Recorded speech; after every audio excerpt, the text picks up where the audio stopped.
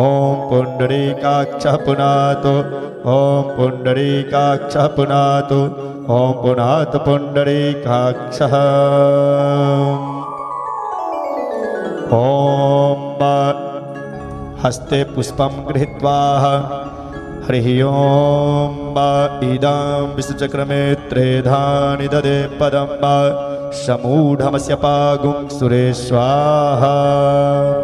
कृष्णाय वासुदेवाय हरये परमात्मने अनदः क्लेशनाशाय गोविन्दाय नमो नमः। ध्यानार्थे ध्यान पुष्पं समर्पयामि। श्री पुराण पुरुषोत्तमाय नमः। श्री कृष्णचंद्राय नमः। गंधम गंधद्वारां दुराधरखां नित्यपुष्टां गरीशने ईश्वरीं सर्वभूतानां तामिहोपहवै श्रियाम् इदं गंधं समर्पयामि। श्री पुराण पुरुषोत्तमाय नमः। श्री कृष्णचंद्राय नमः। पुष्पं पुष्पमालाम् ॐ ओखदेः प्रतिमोदध्वां पुष्पवतीः प्रसूवरीः सज्वावृधः पारिष्णवः पुष्पं पुष्पमालां समर्पयामि। श्री पुराण पुरुषोत्तमाय नमः। श्री कृष्णचंद्राय नमः। द्रक्ष्णादव्यम् ॐ हिरण्यगर्भः समवर्तताग्रे भूतस्य जातः पतिरेक आसीत् स दधार पृथ्वीं ध्यामुते मां कस्मै देवाय हविखा विध्यं माम्। ॐ कृताय पूजाय साधुगुण्यार्थे द्रवदक्षिणाम्। ॐ श्री पुराण पुरुषोत्तमाय नमः।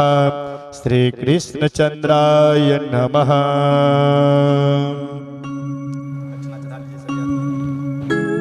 ध्यान पुष्प ॐ व्यासाय विष्णुरूपाय व्यासरूपाय विष्णवे नमो ब्रह्मभयनिधये वासिष्ठाय नमो नमः।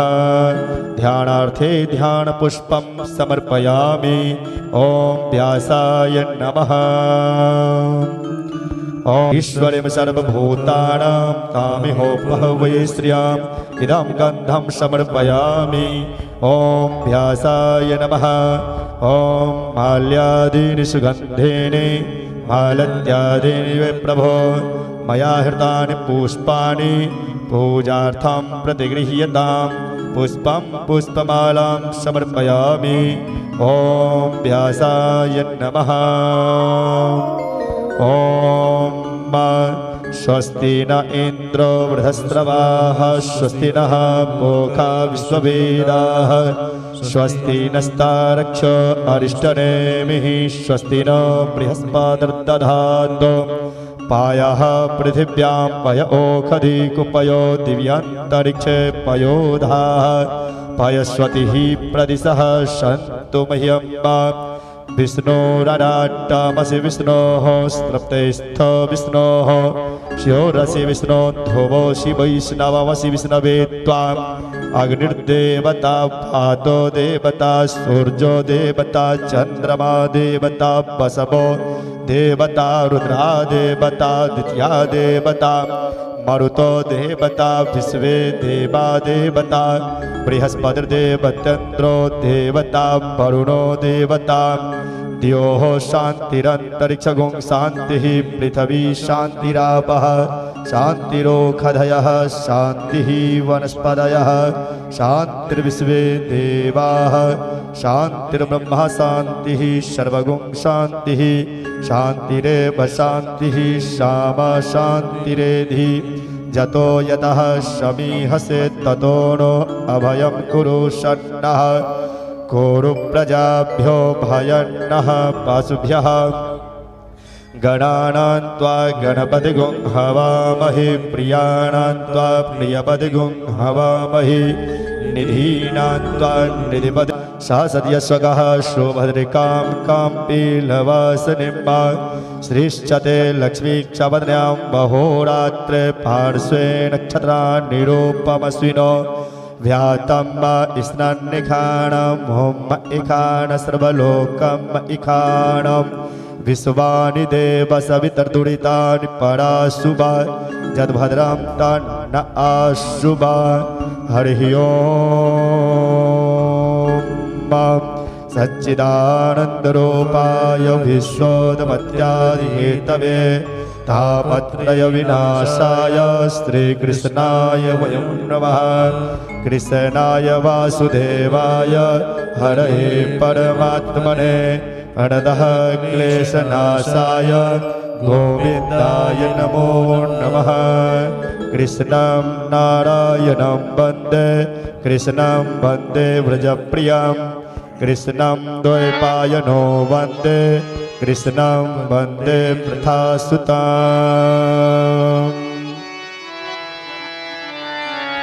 ॐ चन्द्रमा मनसो जातचक्षुः सूर्यो अजायत श्रोत्राद्वायुश्च प्राणश्च मुखादग्निरजायत। श्यामा तेरी आरती कन्हैया तेरी आरती सारा संसार करेगा कर जोड़ के। श्यामा तेरी आरती कन्हैया तेरी आरती सारा संसार करेगा कर जोड़ के। श्यामा तेरी आरती कन्हैया तेरी आरती सारा संसार करेगा कर जोड़ के। श्यामा तेरी आरती कन्हैया तेरी आरती सारा संसार करेगा कर जोड़ के। सिर पे सोना मुकुट विराजे गल में जयंती माला साजे गल वैजंत्री माला साजे गल में जयंती माला साजे और फूलन को हार करेगा कर जोड़ के। और पूरन को हार करेगा कर जोड़ के। श्यामा तेरी आरती कन्हैया तेरी आरती सारा संसार करेगा कर जोड़ के। श्यामा तेरी आरती कन्हैया तेरी आरती सारा संसार करेगा कर जोड़ के। अपने शरण में मोहि रख लीजिए अपनी शरण में मोहे रख लीजिए अपने चरण की भक्ति दीजिए अपने चरण की भक्ति दीजिए। करो भव सागर पार करेगा कर जोड़ के। श्यामा तेरी आरती कन्हैया तेरी आरती सारा संसार करेगा कर जोड़ के। सारा परिवार करेगा कर। मैं हूँ दीनन दुखिया भारी मैं हूँ दीनन दुखिया भारी आया हूँ प्रभु शरण तिहारी आया हूँ प्रभु शरण तिहारी। करो मेरा उद्धार करेगा कर जोड़ के। करो मेरा उद्धार करेगा कर जोड़ के। श्यामा तेरी आरती कन्हैया तेरी आरती सारा संसार करेगा कर जोड़ के। सारा परिवार करेगा कर जोड़ के। माधव पद पावे श्री राधा माधव पद पावे बाढ़े सुयस अपार करेगा कर जोड़ के सारा संसार करेगा कर जोड़ के सारा संसार करेगा कर जोड़ के सारा संसार करेगा कर जोड़ के आराधिक्यं समर्पयामि जलेन शीतलीकरणम् आराधिक्यग्रहणं पुष्पै देवाभिवन्दनं हरि ओम् यज्ञेन यज्ञमजन्त देवाः धर्माणि प्रथमान्यासन्ना तेहनाकं महिमानः सचञ्जत्र पूर्वे साध्याः शान्तिदेवाः ॐ नानासुगन्धपुष्पाणि यथा कालोद्भवानि च पुष्पाञ्जलिर्मया दत्ता विहार परमेश्वर कृष्णाय वासुदेवाय हरये परमात्मने प्रणतः क्लेशनाशाय गोविन्दाय नमो नमः मन्त्रपुष्पाञ्जलिं समर्पयामि श्रीपुराणपुरुषोत्तमाय नमः श्रीकृष्णचन्द्राय नमः। बोल श्री कृष्णचंद्र भगवान की जय। व्यास जी महाराज की जय।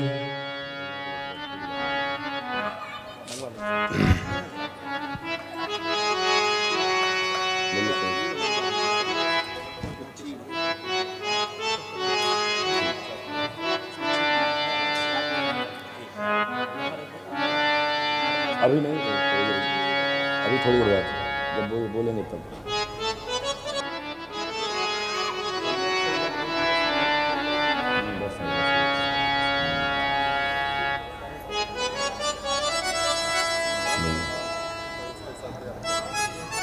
जय श्री राधे। कथा के माध्यम से भगवान श्री कृष्ण की जन्म महोत्सव लीला रात्रि 10:30 बजे के लगभग मनाया जाएगा।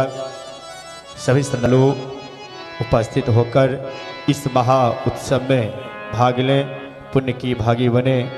लगभग 10:30 बजे तक श्री भगवान श्री कृष्ण की जन्मोत्सव लीला मनाया जाएगा।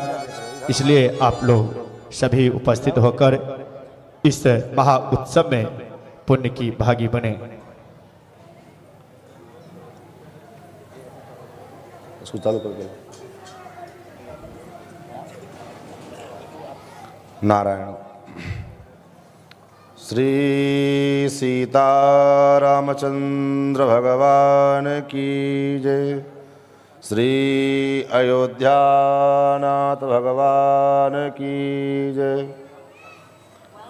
श्री वृंदावन बिहारी लाल की जय। ऊर्ध्वं जिगातु भेषजं संस्थिद्विपदेशं चतुष्पदे सदसस्पतिमद्भुतं प्रियेमिन्द्रस्य काम्यं शनिं मेधामयाशिषं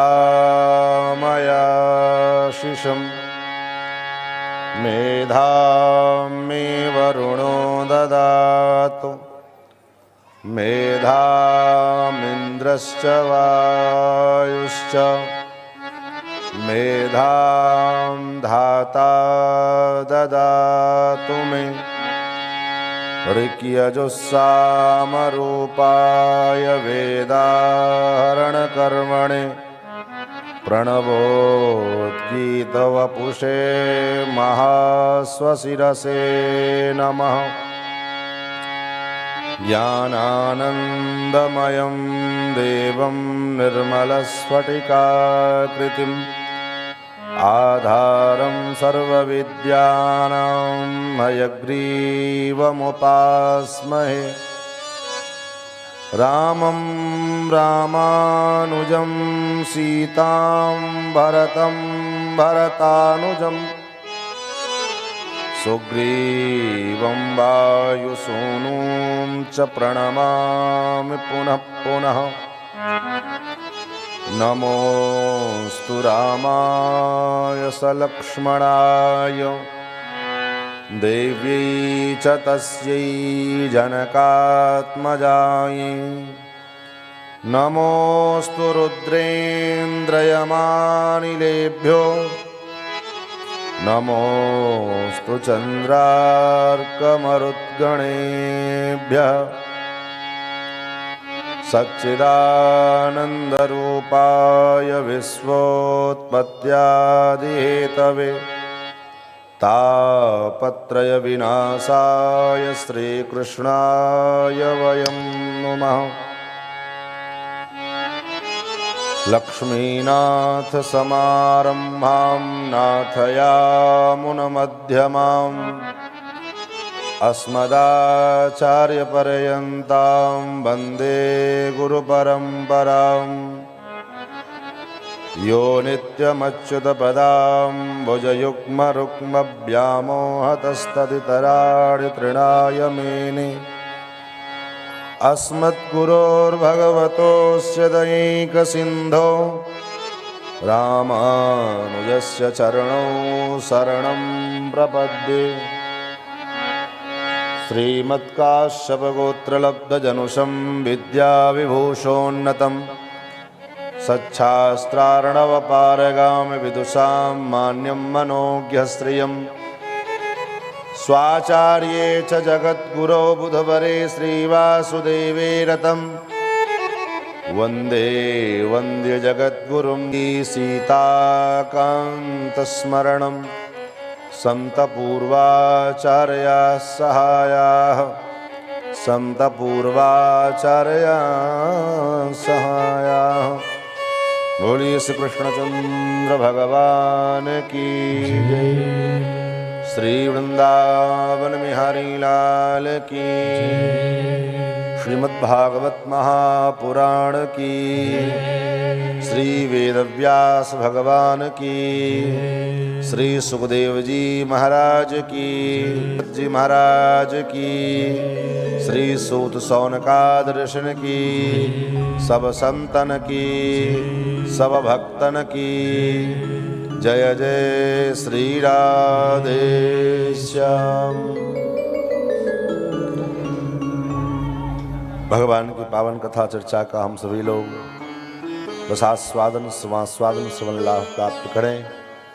आइए मिलजुल कर मस्ती के साथ कुछ भगवान नाम संकीर्तन, तत्पश्चात गति मति के अनुसार मिलजुल कर भाव के सहित मस्ती के संग भगवान नाम संकीर्तन। हरे राम राम राम हरे हरे, हरे कृष्ण कृष्ण कृष्ण हरे हरे, हरे राम राम राम हरे हरे, हरे कृष्ण कृष्ण कृष्ण हरे हरे, हरे राम राम राम हरे हरे, हरे कृष्ण कृष्ण कृष्ण हरे हरे, हरे राम राम हरे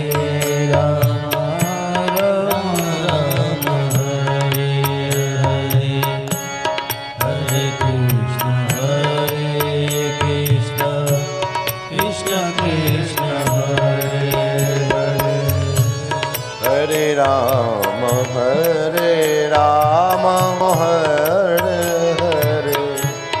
हरे कृष्ण कृष्ण कृष्ण हरे हरे, हरे राम राम हरे हरे, हरे कृष्ण कृष्ण कृष्ण हरे हरे, हरे राम राम हरे हरे,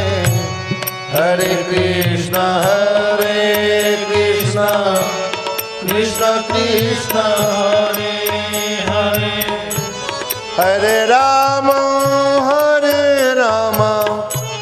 राम राम हरे हरे हरे कृष्ण कृष्ण कृष्ण हरे हरे हरे राम राम राम हरे हरे हरे कृष्ण कृष्ण कृष्ण हरे राम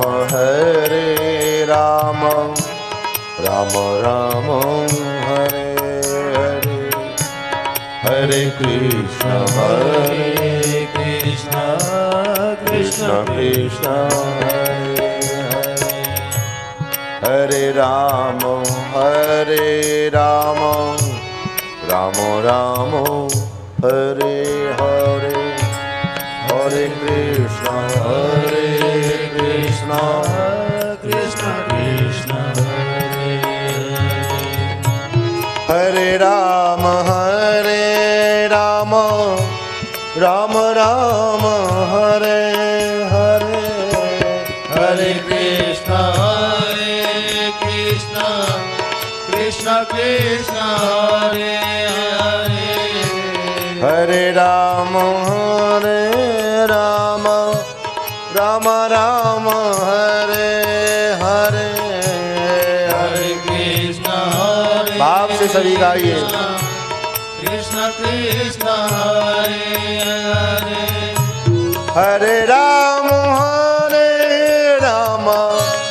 राम हरे हरे हरे कृष्ण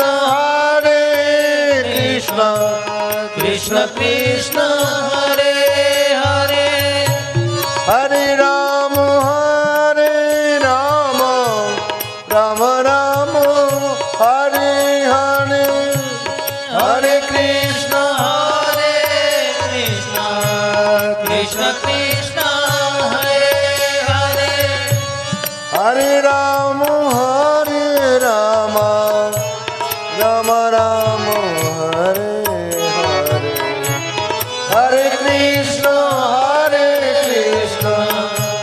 कृष्ण कृष्ण हरे हरे हरे राम हरे राम हरे कृष्ण हरे हरे राम हरे राम हरे कृष्ण हरे कृष्ण हरे हरे राम हरे हरे कृष्ण कृष्ण हरे हरे हरे राम हरे कृष्ण हरे कृष्ण हरे राम राम हरे हरे हरे कृष्ण कृष्ण कृष्ण हरे हरे हरे राम राम हरे हरे हरे कृष्ण कृष्ण कृष्ण हरे हरे हरे राम राम हरे हरे हरे कृष्ण कृष्ण कृष्ण हरे हरे हरे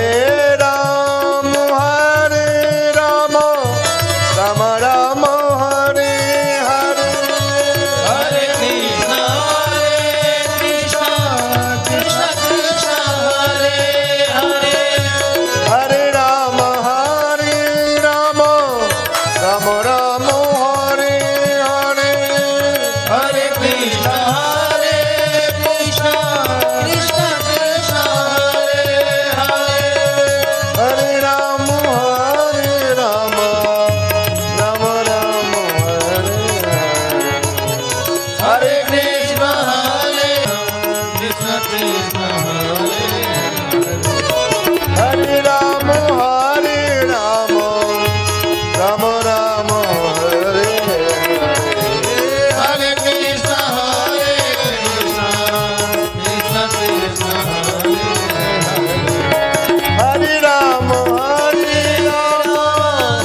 राम राम हरे हरे हरे कृष्ण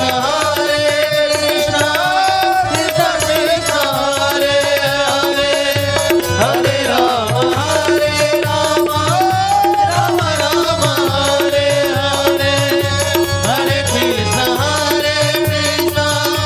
कृष्ण कृष्ण हरे हरे हरे राम राम राम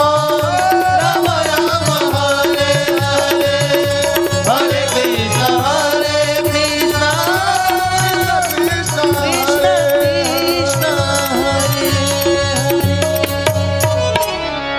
राधा कृष्ण भगवान की श्री वृंदावन बिहारी लाल की श्रीमद् भागवत महापुराण की सप्ताह ज्ञान महायज्ञ की श्री भाष्यकार रामानुज स्वामी जी महाराज की पूज्यपाद श्रीमद् जगद्गुरु स्वामी जी महाराज की सद्गुरुदेव भगवान की जय जय श्री राधे श्याम।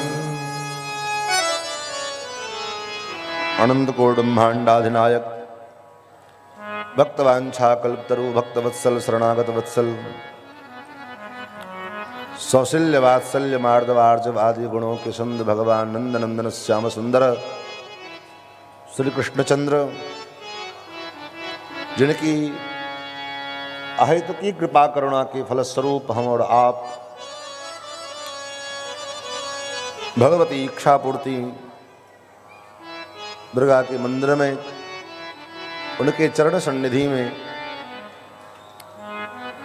इस पंचायती मंदिर के प्राण प्रतिष्ठा गांठ महोत्सव के उपलक्ष्य में इस 7 दिवसीय ज्ञान यज्ञ जिसका आस्वादन समास्वादन रसास्वादन हम और आप कर रहे हैं। भगवत कथा रस रसिक धर्मानुरागी सज्जन वृंद भगवत प्रेम पथ पथिक श्रद्धा वही माता जन सुस्नेहिल बंधुजन एवं YouTube फेसबुक के माध्यम से इस कथा का सीधा प्रसारण देख रहे हमारे समस्त सुधी श्रोतागण भगवान के मंगलमयी कृपा करुणा के फलस्वरूप इस दिव्य मंगलमय वातावरण में भगवान के इस दिव्य अनुपम गौरव गाथा का रसास्वादन समास्वादन श्रवण लाभ हम और आप सभी मिलजुल कर रहे हैं। 7 दिवसीय इस ज्ञान यज्ञ के आज चतुर्थ दिवस में हम और आप प्रवेश कर रहे हैं। कल तक की कथा में हम सभी लोगों ने श्रवण किया मनु जी महाराज के वंश का वर्णन श्री सुखदेव जी ने राजा परीक्षित को श्रवण कराया। उसी में अनेकानेक जो द्वीप हैं उन द्वीपों की स्थिति उन अलग अलग द्वीपों में अलग अलग जो वर्ष हैं हरि वर्ष किमपुरुष वर्ष ला वर्ष अजनाभ खंड आर्यावर्त खंड इन सब खंडों में अलग अलग वर्ष में भगवान अलग अलग रूपों में विराजते हैं और अलग अलग रूपों में उनकी आराधना भगवान के भक्त लोग करते हैं।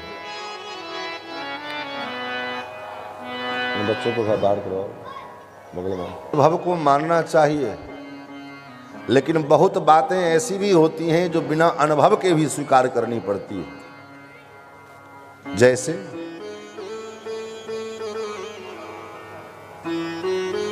कितने लोगों को पता है कि जहर खाने के बाद लोग मर जाते हैं। जहर खाने से लोगों की मृत्यु हो जाती है, ये पता है लोगों को? कैसे पता लगा? आपने खा के देखा? क्या आपने जहर खाया? अगर नहीं खाया तो फिर कैसे पता लगा आपको?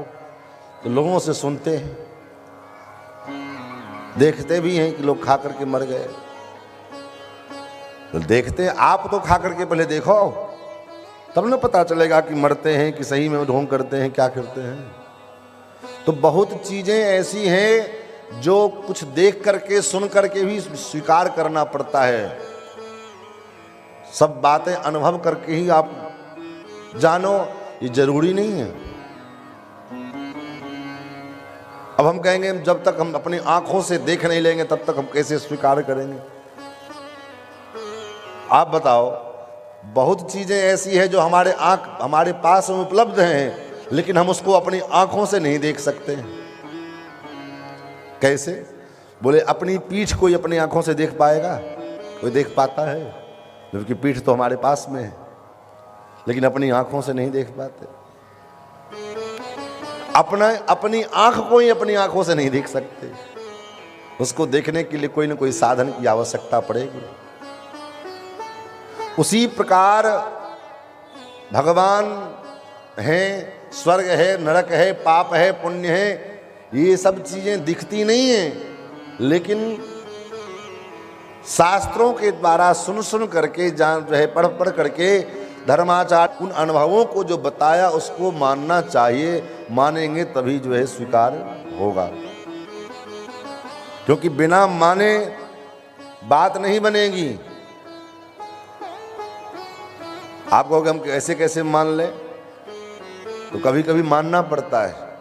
मैथमेटिक्स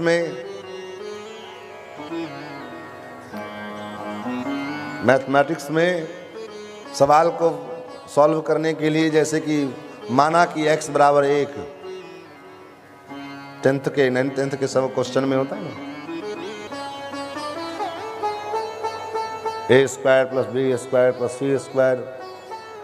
अब वहां अंक तो कुछ नहीं है, अंक मान लिया जाता है। तो जब तक अंक मानेंगे नहीं तब तक उस समय सवाल का समाधान नहीं होगा, क्वेश्चन का आंसर नहीं मिलेगा। तो मान लिया जाता है। तो वहां जो मान लेते हो, क्यों मान लेते हो? तो बिना माने गणित का सवाल, गणित का प्रश्न हल नहीं हो सकता। तो बिना माने भगवान के और भक्ति में, भजन में और भिगो करके कुछ देर छोड़ करके और फिर अपने घाट पर ले जा करके वो लकड़ी का पाटा लेकर के पटापट सब उसको कूटेंगे, तब वो गंदगी पटक पटक करके पत्थर पर में और लकड़ी के पाटा से मार मार करके उस गंदगी को बाहर निकालते हैं। उसी प्रकार नरक है हमारे जीवन में। हम अपने जीवन में जो कुछ पाप कर लेते हैं, उन पापों का पहले तो हम अपने प्रायश्चित्त के द्वारा उसका समन करते हैं, और प्रायश्चित्त से भी अगर वो पाप नष्ट नहीं होता है तब जा करके, क्योंकि इतना पाप हमने कर लिया, अब कितना आदमी प्रायश्चित्त करेगा? जितना पाप हम दिन भर में करते हैं। अब देखिए, अब एक सामान्य पाप जो आप रोज करते हैं उसका प्रायश्चित्त आप जान लीजिए। सामान्य पाप है जो रोज आदमी घर में करता है और जानबूझ के करता है। शास्त्र कहते हैं लसुनम गृजनम चैवा पलांडुम ग्राम कुक्कुटम। लहसुन है, प्याज है और गाजर है। लसुनम गृजनम चैवा पलांडुम ग्राम कुक्कुटम।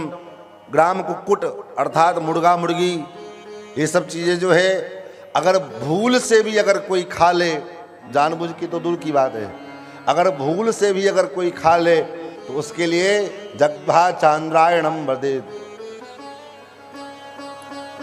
उसके लिए चांद्रायण व्रत करना पड़ता है प्रायश्चित्त के लिए। और वो चांद्रायण व्रत कितने दिन का है? बोले 1 महीने का है। 1 महीना चांद्रायण व्रत चलता है। अब आप विचार करो, ये पाप हमारे घर में रोज होता है, आप रोज करते हैं जानबूझ के, ये भी नहीं कि अनजाने में हो गया हो, जानबूझ के करते हैं। लेकिन तो कितना प्रायश्चित्त करेगा आदमी? ऐसे छोटे छोटे पाप न जाने कितने हम जीवन में कर लेते हैं। तो कैसे इसका समन होगा? बोले ऐसे समन होगा नहीं तो नरक जाना पड़ेगा। नरक में क्या होता है? बोले 28 प्रकार के नरक हैं, जिसका जैसा जितने कैटेगरी का जो पापी है उस हिसाब से उसको कारागार में उस प्रकार के नरक में उसको डाल दिया जाता है। जो जिस प्रकार का अपराधी अपराध करके जाता है उसको सजा भी तो उसी प्रकार मिलती है। कानून में भी तो संविधान है। दफा 302 दफा, अलग अलग दफाएं हैं, कितनी दफाएं पता नहीं। अब ये कोई कहे कि हमने तो जो हमसे जो अपराध हुआ, अरे ये दफा हमको मालूम ही नहीं था। कोर्ट में जाने के बाद जज के सामने अगर कोई मुजरिम कहे कि महाराज इस गलती का अपराध का ये कानून जो है दफा लगता है, ये तो हमको मालूम नहीं था, ये कानून हम पढ़े नहीं थे, तो जज क्या कहेंगे? तुम क्यों नहीं पढ़े थे कानून? तुम नहीं पढ़े थे, ये तुम्हारी गलती है। तुम भारत के नागरिक हो, तुम्हें अपने देश का कानून पढ़ना चाहिए, देश का संविधान तुमको ज्ञात होना चाहिए। क्यों नहीं पढ़े? और नहीं पढ़े तो ये तुम्हारी गलती है। उसी प्रकार हम ये कह दें कि हमने तो जाना, हमको तो मालूम ही नहीं था महाराज, पर ये तो पंडित जी बताते तब न हम जानते थे। क्यों नहीं जानते हो आप? शास्त्र का संविधान जो है, क्या पाप है, क्या पुण्य है, क्या धर्म है, क्या अधर्म है, इन सब बातों को आपने क्यों नहीं जाना? और नहीं जाना तो जानने का प्रयास क्यों नहीं किया? नहीं जाना तो ये आपकी गलती है। ये नहीं कि चलो आपने नहीं जाना तो आपको उस पाप का सजा नहीं मिलेगा। सजा तो मिलेगा। पाप का जो परिणाम है उस परिणाम को भोगना तो पड़ेगा। अच्छा, बहुत से लोग सोचते हैं अरे हमने जो पाप किया है कोई देखा थोड़ी ना, हम तो जो पाप किए कोई देखा थोड़ी ना हमको पाप करते हुए। चुपके से किए, अंधेरे में किए, कोई नहीं था वहां पर। मैं बोले आपने जो, आपको लगता है कि वहां कोई नहीं था, लेकिन वहां परमानेंट सीसीटीवी कैमरा लगा हुआ है। ये कृत्रिम आज का जो सीसीटीवी फुटेज कैमरा है वो तो डिलीट भी हो सकता है, समाप्त भी हो सकता है, नष्ट भी हो सकता है, चाहे वो कैमरा खराब भी हो सकता है। लेकिन भगवान का जो सीसीटीवी लगा है ना, वो कभी बंद नहीं होता है। 24 घंटे दिन रात 24 आवर इंटू 7 डेज भगवान का जो है सीसीटीवी चालू रहता है। इसलिए वहां पर मैं ये कह करके आप बच नहीं सकते कि हमको नहीं मालूम था, चाहे हमने तो ये पाप छुप करके नहीं किया। वहां भगवान के दरबार में सबका बही खाता, वो हिस्सा बराबर लिखा होता है। इसलिए तो हमारे यहाँ महात्माओं ने कहा,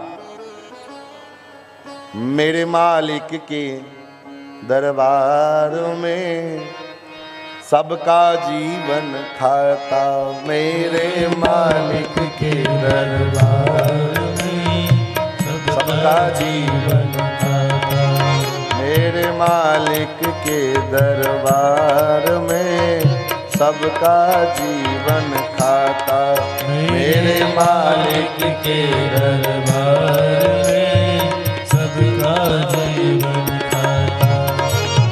किसी को थोड़ा कम नहीं देता, किसी को थोड़ा कम नहीं देता, किसी को देवे न ज्यादा, मेरे मालिक के दरबार में सबका जीवन खाता, मेरे मालिक के दरबार में सबका जीवन खाता, मेरे मालिक के दरबार में सबका जीवन खाता।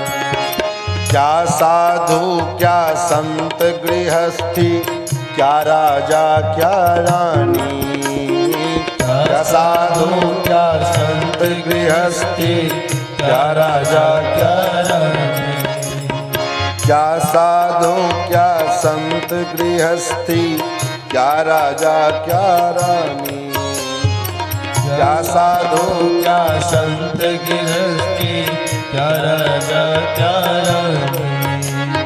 प्रभु की बही में लिखी हुई है सबकी कर्म कहानी, प्रभु की बही में लिखी हुई है सबकी कर्म कहानी।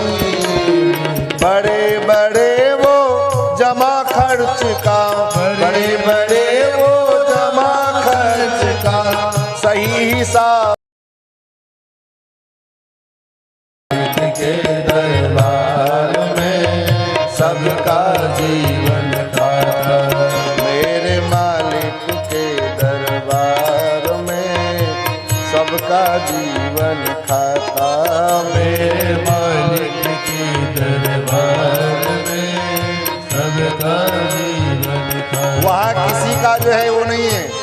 अगर कोई साधु है तब भी उसका भी जो जमा खाता चलता है। संत है, गृहस्थी हो, महात्मा हो, राजा हो, रंक हो, चाहे वो वीआईपी हो, वीवीआईपी हो, बड़े बड़े लोग हो, कोई भी हो, भगवान के पास सबका खाता चलता है। और देश के कानून से तो आप जज को पैसा देके मैनेज करके आप निपट सकते हो, वकील को पैसा दे करके मैनेज कर लोगे, अधिकारियों को पैसा दे करके आप मैनेज कर सकते हो, लेकिन उस भगवान के दरबार में, परमात्मा के दरबार में न रिश्वत चलती है, न कोई मैनेजमेंट चलता है। नहीं चले उसके घर रिश्वत, नहीं चले चालाकी हो, नहीं चले उसके घर रिश्वत, नहीं चले चालाकी हो, नहीं चले उसके घर रिश्वत, नहीं चले चालाकी हो, नहीं चले उसके घर रिश्वत, नहीं चले चालाकी। उसकी अपनी लेन देन की रीत बड़ी है बाकी, उसकी अपनी लेन देन की रीत बड़ी है बाकी। पुण्य की नैया पार करे वो, पुण्य की नैया पार करे वो, पाप स्वयं डूब जाता मेरे मालिक के दरबार में, सबका जीवन खाता मेरे मालिक के दरबार में, सबका जीवन खाता।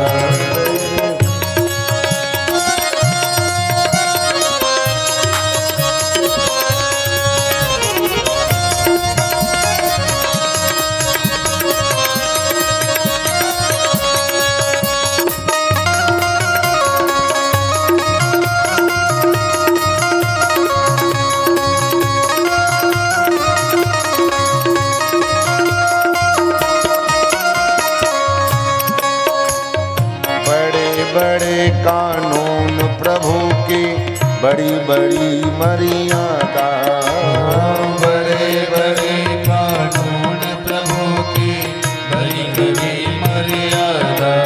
ओ बड़े बड़े कानून प्रभु के, बड़ी बड़ी मर्यादा, ओ बड़े बड़े कानून प्रभु की, बड़ी बड़ी मर्यादा। किसी को कौड़ी कम नहीं देता, किसी को दमड़ी ज्यादा, किसी को कौड़ी कम नहीं देता, किसी को दमड़ी ज्यादा।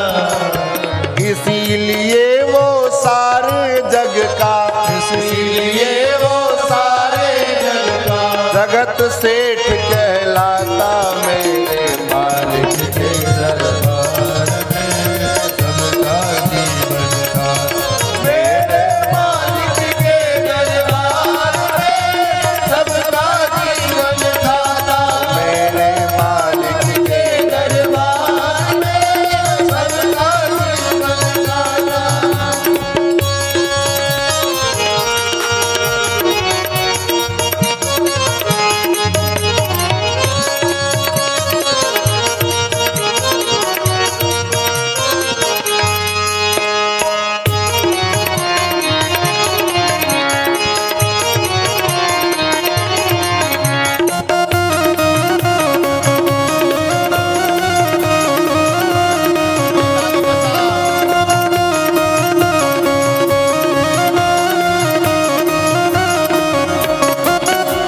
इसीलिए जो है संत महात्मा महापुरुष लोग कहते हैं कि जीवन में कभी भी जितना बन सके अधिक से अधिक हम अच्छे कर्म करें, सत्कर्म करें, क्योंकि आपको लगता है कि जो कुकर्म हम कर रहे हैं कोई नहीं देखता, लेकिन भगवान सब देखता है, ठाकुर सब देखता है। उजले करनी कर ले बंदे, कर्म न करिए काला हो, उजले करने कर ले बंदे, कर्म न करियो काला। लाख आंख से देख रहा है तुझे देखने वाला, आँख से देख रहा है तुझे देखने वाला। उसकी तेज नजर से बंदे, उसकी तेज नजर से बंदे, कोई नहीं बच पाता। मेरे मालिक के दरबार में सबका जीवन खाता। मेरे मालिक के दरबार में सबका जीवन खाता। मेरे मालिक के दरबार में सबका जीवन खाता। मेरे मालिक के दरबार में सबका जीवन खाता। मेरे मालिक के दरबार में सबका जीवन खाता। मेरे मालिक के दरबार में सबका जीवन खाता। तो आप हम चाहे सोचते हैं कि हमको कोई देख नहीं रहा है, लेकिन वो सबको देख रहा है। कैसे देख रहा है? आपको जब दो आंख हैं तब तो आप इतना देखते हैं, और उस परमात्मा के कितने आंख हैं। वेदों ने कहा, वेद भगवान की स्तुति करते हुए कहते हैं, सहस्र शीर्षा पुरुषः सहस्राक्षः सहस्रपात्। सहस्र शीर्षा पुरुष परमात्मा है, और 1000 अगर आंखें हैं तो क्या परमात्मा काना है क्या? नहीं नहीं, यहां पर सहस्र का मतलब सहस्रो अनंत वाचकः, सहस्र का मतलब अनंत है। परमात्मा के अनंत सिर हैं, अनंत आंखें हैं, अनंत पैर हैं। सहस्र शीर्षा पुरुषः सहस्राक्षः सहस्रपात् सभूमिं सर्वतः स्मृत्वा अत्यतिष्ठत् दशांगुलम्। ऐसे अनंत नेत्र वाले परमात्मा अपने अनंत नेत्रों से प्रत्येक जीव के, इसलिए तो संतों ने कहा, चींटी के पग नूपुर बाजे वो भी साहब सुनता है। चींटी के पैर में नूपुर बांध दिया जाए, अब विचार करो नूपुर कितना बड़ा होगा। एक तो चींटी, और उसमें भी चींटी के पैर कितने पतले होते हैं, आप कल्पना कर लीजिए।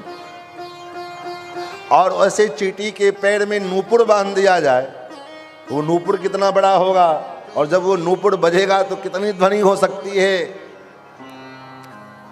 बोले महाराज, लेकिन ऐसे चींटी के पैर में जो नूपुर बजता है वो भी साहेब सुनता है। ये भगवान की माया है। तो ये धोबिया घाट है नरक, इसमें नरक में ले जाकर के उस जीव को बढ़िया से उसके जो पाप हैं उन पापों को धो करके पुनः परमात्मा इस संसार में उस जीव को भेजता है। आप कहोगे भगवान इतने कठोर हैं, भगवान को क्या दया नहीं आती है? इस जीव को इतने प्रकार के दंड देते हैं। क्या भगवान निष्ठुर हैं, निर्दयी हैं? अगर निर्दयी हैं तो फिर वो दयावान कैसे कहलाते हैं? तो देखो, भगवान का जीव को नरक में जो यातना दी जाती है वो यातना भी भगवान की दया है। कैसे? भगवान की दया कैसे हो जाएगी? इतनी बड़ी यातना दी जाती है, दया है? बोले हाँ, भगवान का वात्सल्य है। क्या वात्सल्य है? जैसे, हालांकि ठंडी तो यहाँ पड़ती नहीं है, कि पड़ती है? कुछ ना कुछ तो पड़ता ही होगा। ठंडी के महीने में बच्चा स्नान नहीं करता, नहाता नहीं। 2 साल का बच्चा, 3 साल का बच्चा जल्दी नहाता नहीं। 2 दिन, 4 दिन, 10 दिन माताएं भी छोड़ देती, चलो बच्चा है क्या करें। 10 दिन, 15 दिन अगर वो नहीं नहाया तो उसके शरीर में मैल जमने लग जाते हैं। तो मैल जमने लग जाते हैं तो माँ देखती, अरे राम, इतना मैल जम गया इसको, अब ये घाव बन जाएगा। तो बच्चा नहाना नहीं चाहता। माँ क्या करती है? बोले पानी गर्म किया, पानी गर्म करके बाथरूम में ले करके गई, बच्चे को पकड़ा। अब बच्चा रो रहा है, चीख रहा है, छोड़ दो छोड़ दो। माँ फिर भी को पकड़ करके कस के घींच करके, जैसे कोई कसाई किसी पशु को मारने के लिए ले जाए तो घींच के ले जाता है, वैसे माँ उसको घींच करके ले जाती। बच्चा चीखता है, चिल्लाता है, तो कभी कभी माँ खींच करके 2-4 थप्पड़ भी लगा देती है और जबरदस्ती उसको बाथरूम में ले जाकर के पकड़ के महाराज रगड़ के नहलाती है। वो बच्चा वो बाप बाप कर रहा है, चिल्ला रहा है, चीख रहा है। अब उस समय जो माँ का स्वरूप है और बच्चे का जो करुण क्रंदन है, इसको कोई देखेगा तो यही नहीं कहेगा कि यह कितनी निर्दयी माँ है। उसके मन में तो यही कल्पना आएगी कि माँ कितनी निर्दयी है, बच्चे को कोई इस प्रकार ट्रीट करता है क्या। लेकिन माँ जो वो काम कर रही है, उस काम में आप लोग माताएं यहाँ बैठी इतनी, आप जो बच्चे के साथ ऐसा करती हैं, क्या बच्चे के प्रति ईर्ष्या है, दुष्टता का भावना है, क्रूरता है, या आपके मन में वात्सल्य है? क्या है वो? वात्सल्य की भावना है कि मेरा बच्चा स्वच्छ रहे, साफ सुथरा रहे, पवित्र रहे, यही ना कामना आपकी है, और उस कामना के कारण आप उस बच्चे के साथ वैसा आप काम करते हैं। उसी प्रकार परब्रह्म परमात्मा संपूर्ण जगत के पिता हैं और भगवान के मन में इच्छा होती है कि हमारा भक्त, हमारा जीव निर्मल बना रहे, पवित्र बना रहे। उसकी निर्मलता और पवित्रता कैसे बरकरार रहे? तो जीव जब अपने स्वभाववश कुकर्म करता है, उस कुकर्म से जो उसके ऊपर जो मल लग जाते हैं, उस मल को धोने के लिए भगवान उसको नरक में लेकर के जाते हैं, जिससे उसकी पूरी तरह सफाई हो सके।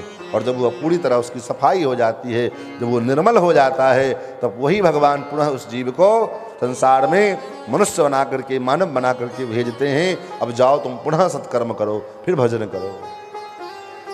यही नरक का सिद्धांत है। अब प्रश्न उठता है कि क्या नरक में भी दुख मिलता है? क्योंकि शरीर तो यही नष्ट हो गया, शरीर तो यही समाप्त हो गया, तो फिर नरक में जो दुख मिलता है, वो दुख किसको मिलता है, कैसे मिलता है?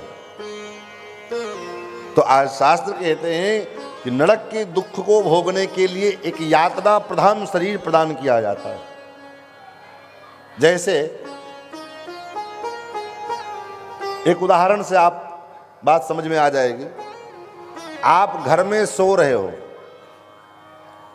और सोते हुए आपने कोई भयंकर स्वप्न देखा, कोई डरावना सपना देखा। आपका शरीर बिस्तर पे पड़ा हुआ है, कमरे का दरवाजा बंद है, कुंडी लगी हुई है, आप न कहीं बाहर गए, न कोई बाहर से अंदर आया, लेकिन जब तक वो स्वप्न दिखता रहता है, जब तक वो स्वप्न चलता है, तब तक जो दर्द, वो कष्ट, वो दुख, उसका अनुभूति यथावत होता है। अब बताओ, आप तो अपने बिस्तर पे सो रहे थे, आप कहीं बाहर गए नहीं, बाहर से कोई अंदर आया नहीं, तो फिर वो दुख कहां से आया? हम तो सो रहे थे। जब तक नींद ना खुल जाए तब तक जो है वो डर, जो है वो कष्ट जो है, जैसे मान लो आप कहीं स्वप्न में देख रहे हो कि हम जंगल में गए, हाथी आ गया और हाथी ने हमारा पीछा किया, हम भाग रहे हैं, हाथी पीछा कर रहा है।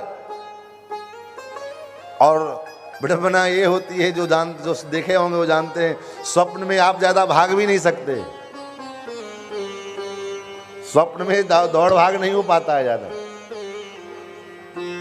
तो महाराज हाथी पीछे, हम आगे, गिरे, हाथी नजदीक आ गया, हाथी ने अपना पैर उठाया और हमारे ऊपर डालने के लगा। तब तक आंख खुल गई, चीख निकल गई, शरीर में पसीना आ गया। चीखते हुए उठे तो देखते कहीं कुछ नहीं, ना हाथी है ना जंगल है, घर तो बंद है। अब उतने देर जो हम जो स्वप्न में थे, उस समय जो कष्ट हो रहा था, वो कष्ट कौन से शरीर को हो रहा था? शरीर तो बिस्तर पे पड़ा हुआ है। उसी प्रकार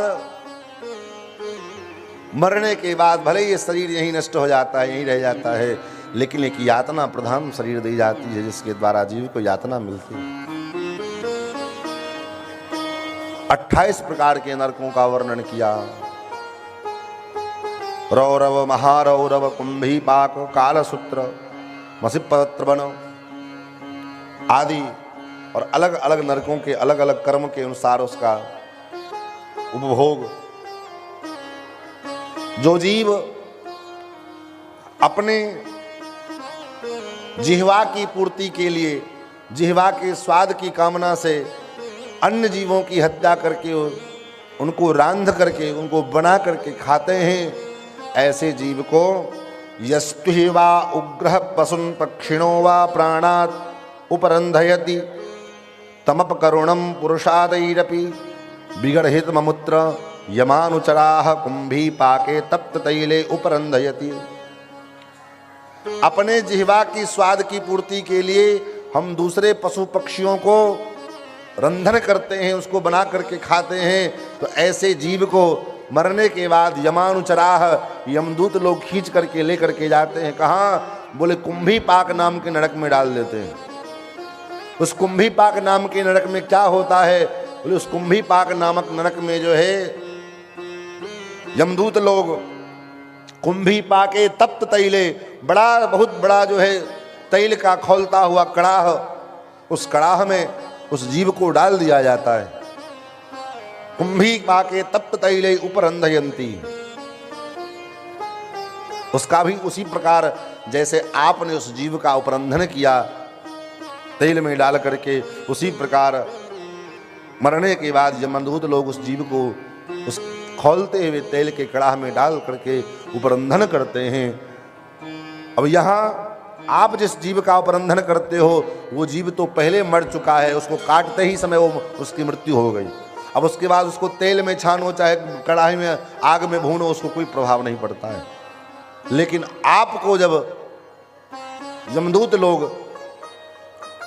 उस नरक में लेकर के जाते हैं तो वहाँ पर में जब उस तेल में डाला जाता है तो वहाँ पर में दर्द होती है, छटपटाते हैं, पकौड़े के समान फूल जाते हैं, लेकिन प्राण नहीं निकलता, मृत्यु नहीं होती।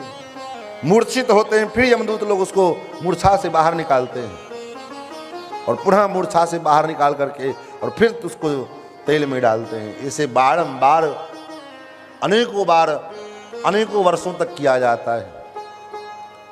ऐसे ही अनेक यस्ति वै राजा राजपुरुषो वा अदंडम दंडम प्रणयति ब्राह्मणे वा शरीर दंडम स पापी जान नरके मूत्र सूकर मुखे निपतति। जो राजा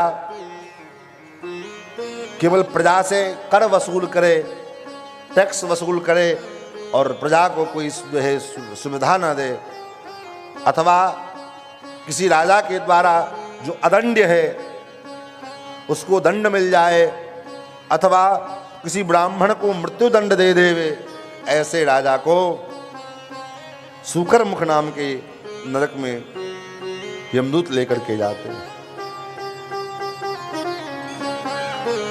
28 प्रकार के नरकों का वर्णन किया, अलग अलग कर्म के अनुसार अलग अलग उसके परिणाम बताए।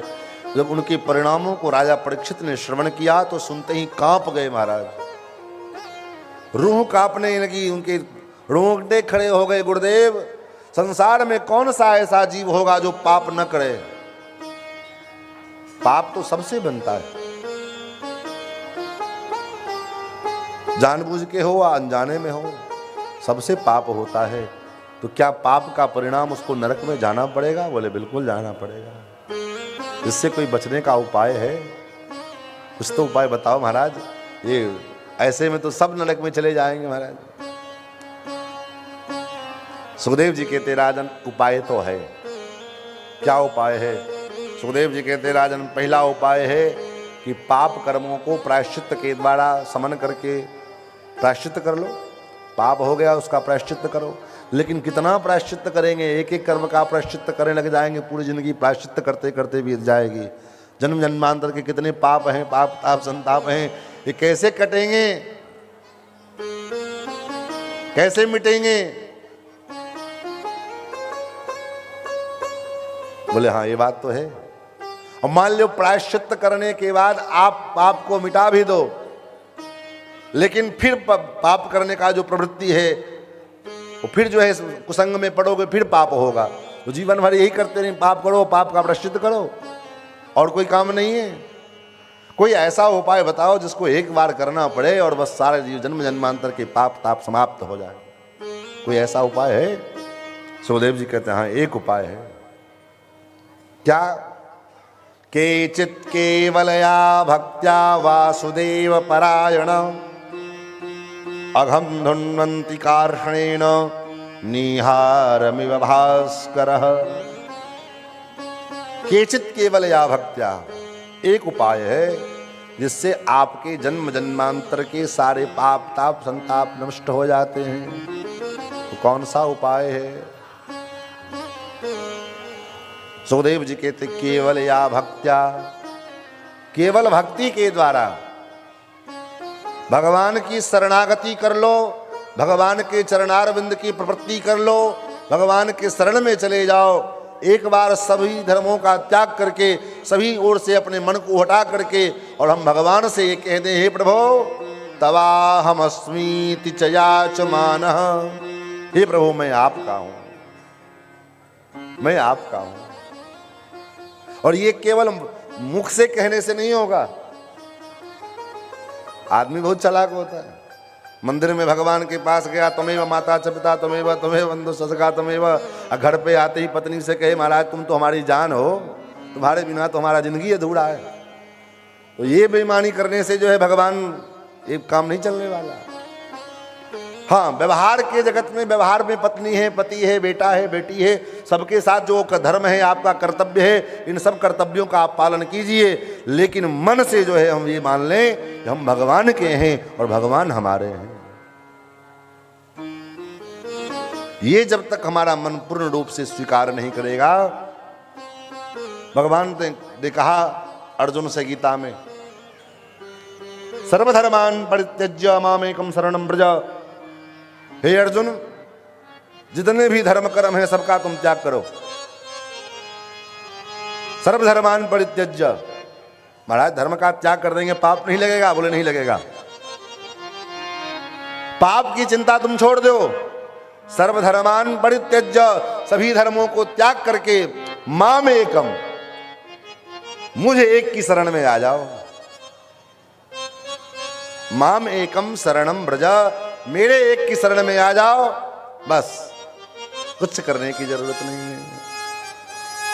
न तीर्थ जाने की जरूरत है, न जप करने की, न तप करने की, न साधना करने, कोई जरूरत नहीं है। बस हम केवल इतना स्वीकार कर लें कि हम भगवान के हैं, भगवान हमारे हैं। इतने मात्र से जो है भगवान, अब भगवान की जिम्मेवारी है और हमारी जिम्मेवारी नहीं है। अब हमारा उद्धार कैसे होगा, हमारा कल्याण कैसे होगा, ये जिम्मेवारी हमारी नहीं रही। अब जब हम भगवान के हो गए, इसको कहते हैं आज की भाषा में सरेंडर करना। जैसे कोई कैदी सरेंडर कर देवे, तो अब कैदी का देखभाल कैसे होगा? कैदी सरेंडर कर दिया, उसका देखभाल कैसे होगा? वो क्या खाएगा, क्या पिएगा, कब उसको भोजन कराया जाएगा, कब उसको चाय दिया जाएगा, कब उसको नाश्ता दिया जाएगा, ये जिम्मेदारी किसकी है? जिसके अंदर वो सरेंडर किया है, वो जेलर, जो जेल में उसके जिसके अंदर में वो रह रहा है, उसकी जिम्मेदारी बन जाती है। उसी प्रकार हम भगवान को जब समर्पित हो गए, हमने अपने आप को भगवान को समर्पित कर दिया। भगवान को समर्पित करने के बाद अब हमारी जिम्मेदारी खत्म हो गई। अब जिम्मेदारी किसकी है? अब जिम्मेदारी भगवान की हो जाती है। सर्वधर्मान परित्यज्य माम एकम शरणं व्रज अहम ता सर्व पापेभ्यो मोक्षयिष्यामि मा शुचा। एक परमात्मा के शरण में तो जाएं, जाकर तो देखो। परमात्मा के शरण में हम जाकर के तो देखें। अगर भगवान न स्वीकार करें तो अलग बात है। और भगवान क्यों नहीं स्वीकार करेंगे? अगर भगवान नहीं स्वीकार करेंगे तो भगवान की वृंदावली नष्ट हो जाएगी। गोस्वामी श्री बिंदु जी महाराज कहते हैं भगवान से, हे मोहन, मोहन अब हम तुमसे रूठे। हे ठाकुर, हम तुमसे रूठ गए। मानो भगवान कहते हैं क्यों रूठे भाई, क्या बिगाड़ा हमने? बिंदु जी कहते हैं हम जान गए हैं। क्या जान गए हो? बोले हम जान गए हम तुम हो छली प्रपंची। तुम छलिया हो, प्रपंची हो, कपटी हो, झूठे हो। जान गए हम तुम हो छली प्रपंची, हो कपटी तुम झूठे। तुम कपटी हो, तुम झूठे हो। क्या कपट किया हमने, क्या झूठ की कहा हमने, क्या प्रपंच किया हमने। बिंदु जी महाराज कहते हैं पहले शरण बुलाया था, दे दे कर लोभ अनूठे। पहले तुमने शरण में बुलाया, ये ऐसा कर दूंगा वैसा कर दूंगा, सकदेव प्रपन्नाय तवा स्मित जयाजते सर्वधर्मान परित्यज्य, ये ऐसे प्रलोभन दे दे करके तुमने पहले शरण में बुलाया। और जब मैं शरण में आया, तुम्हारी शरणागति की हमने, तब जब मैं आया शरण तेरी, तुमने दिखलाए अंगूठे। जब मैं शरण में आया तुम्हारी शरणागति की, तब तुम अंगूठा दिखला रहे हो। तब तुम पूछते हो कि तुमने कौन सा सत्कर्म किया। अगर सत्कर्म करके ही तुम्हारे पास आना होता, तुम्हारी शरणागति काहे के लिए करते हम। अगर मेरे अंदर वो सामर्थ्य होता कि अपने पुण्य के प्रभाव से, अपने धर्म के प्रभाव से मैं अपना कल्याण कर लेता, तो तेरी शरणागति का क्या मतलब है। शरणागति तो तभी व्यक्ति करता है जब चारों तरफ से हार जाता है, तभी न शरणागति, तभी न सरेंडर करेगा, तभी न समर्पण करेगा। तो आत्मसमर्पण का मतलब ही यही है कि हम कुछ करने योग्य नहीं है। न हम धर्म कर सकते हैं, न कर्म कर सकते हैं, न पूजा, न पाठ, न जप, न तप, कुछ नहीं कर सकते हैं। केवल भजन कर सकते, केवल आपकी शरण में आए हैं, आपकी शरणागति कर सकते हैं। इसलिए आपको कृपा करो। क्यों? क्योंकि आप तो कृपा के मूर्ति हो, करुणा के निधान हो। बड़े बड़े पापियों का आपने उद्धार किया। मैंने यही सुना कि आप करुणा के निधान हैं, जगत के दाता हैं आप, और ये सुनकर के ही मैं आपके पास में आया। महाराज आप करुणा निधान होकर के मैं आपके शरण में आया, तो आप मुझे छोड़ करके जा रहे हो। करुणा निधान रहुआ जगत के दाता है, करुणा निधान रहुआ जगत के दाता है, करुणा निधान रहुआ जगत के दाता है, करुणा निधान रहुआ जगत के दाता है। श्री भगवान रहुआ जगत के दाता है, श्री भगवान रहुआ जगत के दाता है। मति के फेर देने, मति के फेर देने, विपत्ति के फेर देने, विपत्ति के फेर देने, पासवान रहुआ जगत के दाता है। श्री भगवान रहुआ जगत के दाता है।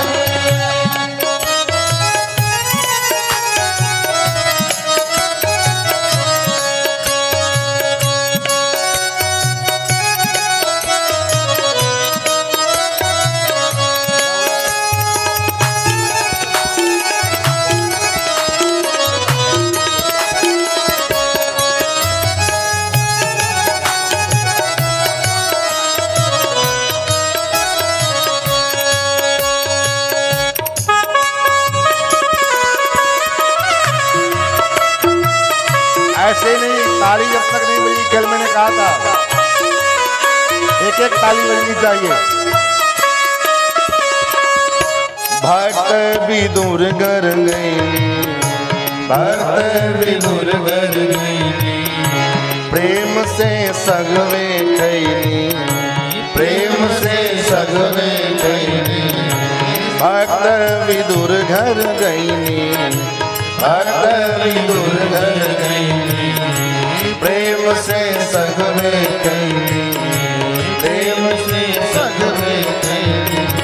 छोड़ की भगवान रहुआ जगत के दाता है, छोड़ के भगवान रहुआ जगत के दाता है, करुणा निधान रहुआ जगत के दाता है।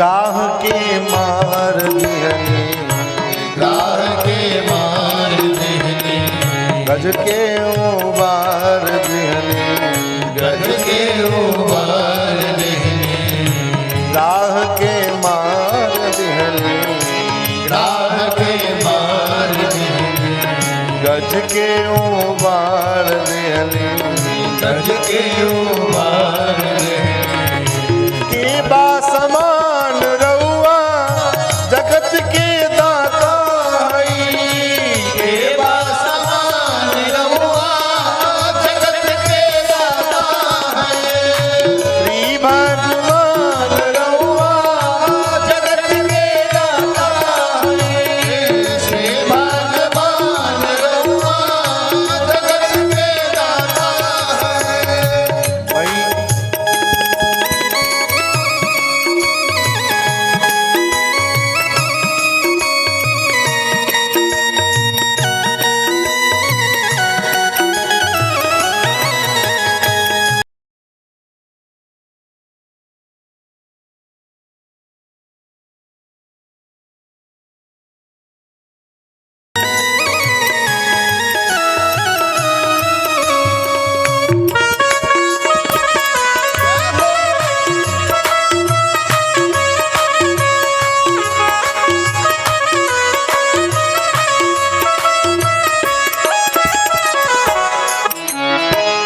मैया सबरी घर गईनी मैया सबरी घर गईनी जूठे बेरन के खैनी झूठे बेरन के खैनी मैया सबरी घर गईनी मैया सबरी घर गईनी जूठे बेरन के खैनी झूठे बेरन के खैनी कई के बखान रउआ जगत के दाता करिए बखान रहुआ जगत के दाता है श्री भगवान रउआ जगत के दाता है करुणा निधान रहुआ जगत के दाता है केवट से चरण धोवली केवट से चरण धोवनी केवट से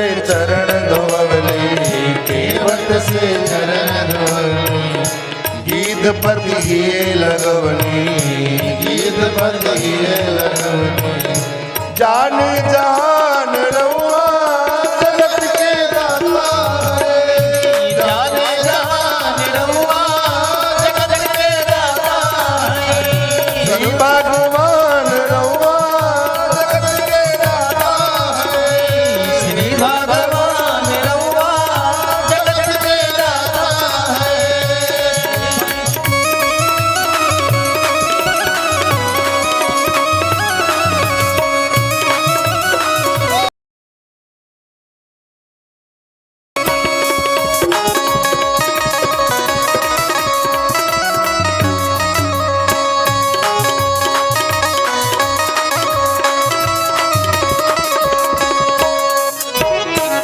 गावेले दास गायत्री गावेले दास कीर्तनी खींच के तीन गुजरी बीज के तीन गुजरी गावेले दास गायत्री गावेले दास कीर्तनी खींच के तीन गुजरी बीज के तीन गुजरी कैले बुद्धिमान रउआ जगत के दाता बुद्धिमान रहुआ जगत के दाता है श्री भगवान रउआ जगत के दाता है करुणा निधान रउआ जगत के दाता है करुणा निधान रउआ जगत के दाता है जगत के दाता है जगत के दाता है भगवान करुणा के निधान है। अगर आप करुणा निधान होकर के अपने शरण में आए हुए जीव का अगर उद्धार नहीं करोगे तो कैसे काम चलेगा। महाराज बुलाओ तो क्या?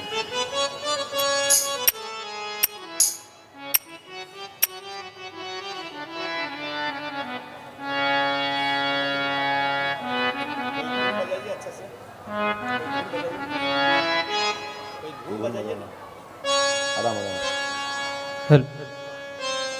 आज हमारे बीच में कुछ ऐसे महान भाव आए जिन्होंने हमारे इस श्रीमद् भगवत कथा का मान बढ़ाया। आप लोगों का एक बार बहुत बहुत तहे दिल से धन्यवाद। और मैं चाहता हूँ कि हमारे जो मेहमान आए हैं श्री नूरुद्दीन चौधरी, पूर्व सरपंच छीरी से, आप जब भी यहाँ के लोगों को ज़रूरत पड़ा आप यहाँ पे आए और लोगों का भरपूर साथ दिया और लोगों को उत्साहित किया कि लोग इस तरीके का कार्यक्रम कर सके। हम चाहते हैं कि आप व्यासपीठ पे आइए और श्री पूज्य महाराज जी से आशीर्वाद प्राप्त कीजिए।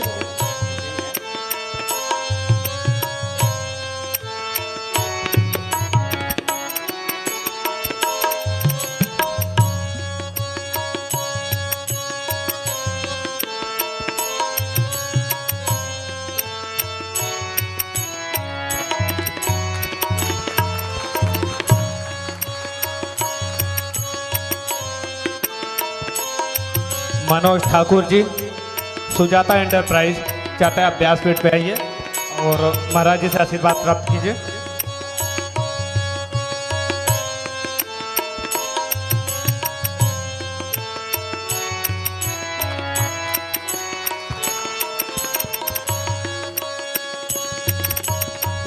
धीरू भाई पटेल, हरिओम वाटर सप्लाई, श्री धीरू भाई पटेल जी, आप व्यासपीठ पे आए और महाराज जी से आशीर्वाद प्राप्त कीजिए।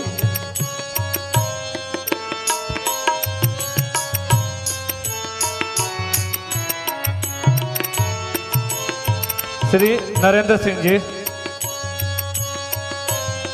कृपया आप व्यासपीठ पे आइए और महाराज जी से आशीर्वाद प्राप्त कीजिए।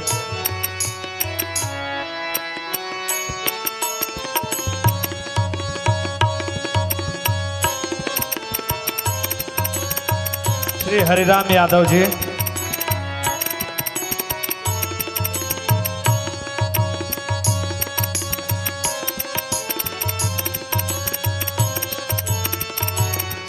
श्री रविंद्र गिरी जी,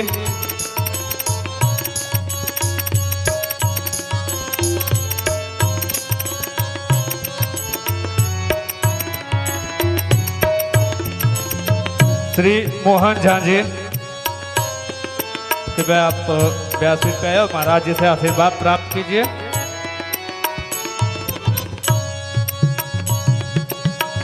विनोद भाई पटेल, GLR एंटरप्राइज, आप सब परिवार यहाँ पे आए।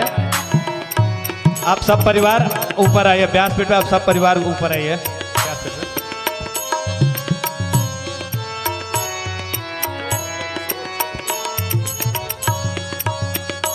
रामाकांत यादव जी, श्री रमाकांत यादव जी,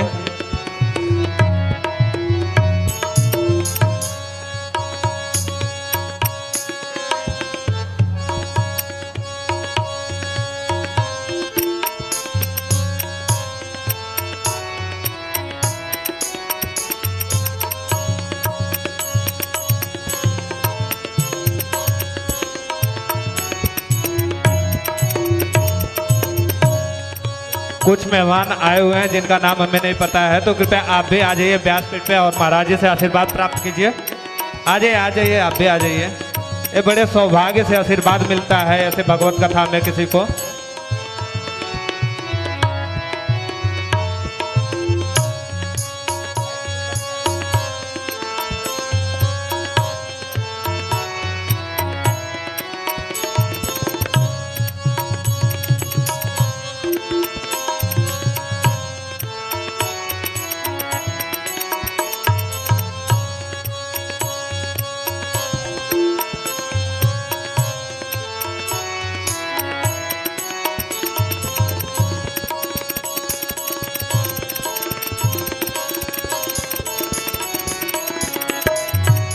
हम आग्रह करना चाहते हैं नूरू भाई चौधरी जी से, जिन्होंने हमारा मंदिर निर्माण के कार्य से लेके अब तक लगातार यहाँ के लोगों का सहयोग किया है, साथ दिया है। हम चाहते हैं भगवत कथा को बिना किसी डिस्टर्ब के मात्र 2 मिनट में आप यहाँ के लोगों को अपने शब्दों से मार्गदर्शित कीजिए।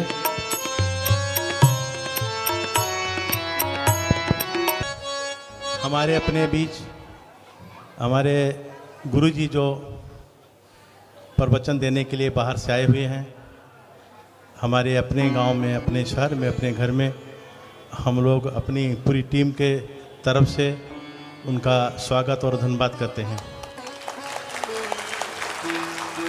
ये मंदिर की जो आंगन है, यहाँ पे ये कमेटी के जो लोग हैं बहुत मेहनत से, ये कोई भाषण का दिन नहीं है, ना भाषण का कोई समय है, लेकिन मैं 2 शब्द में और भी कुछ कह देना चाहता हूँ कि अच्छा लगने के लिए नहीं, लेकिन ये लोगों ने बहुत मेहनत किया है, तब जाकर के ये आंगन ऐसा बन पाया है और मंदिर का निर्माण हुआ है।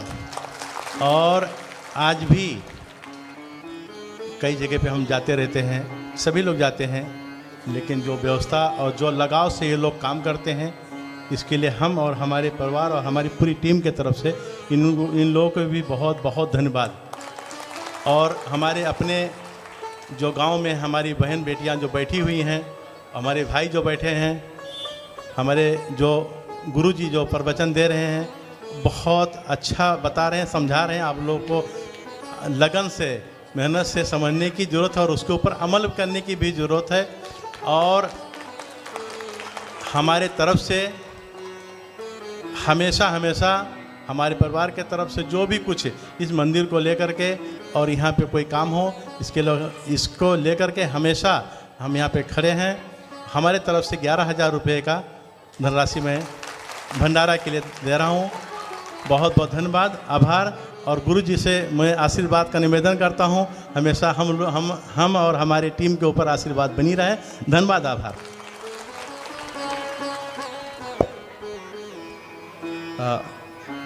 अच्छा, मोहन झा जी भी कुछ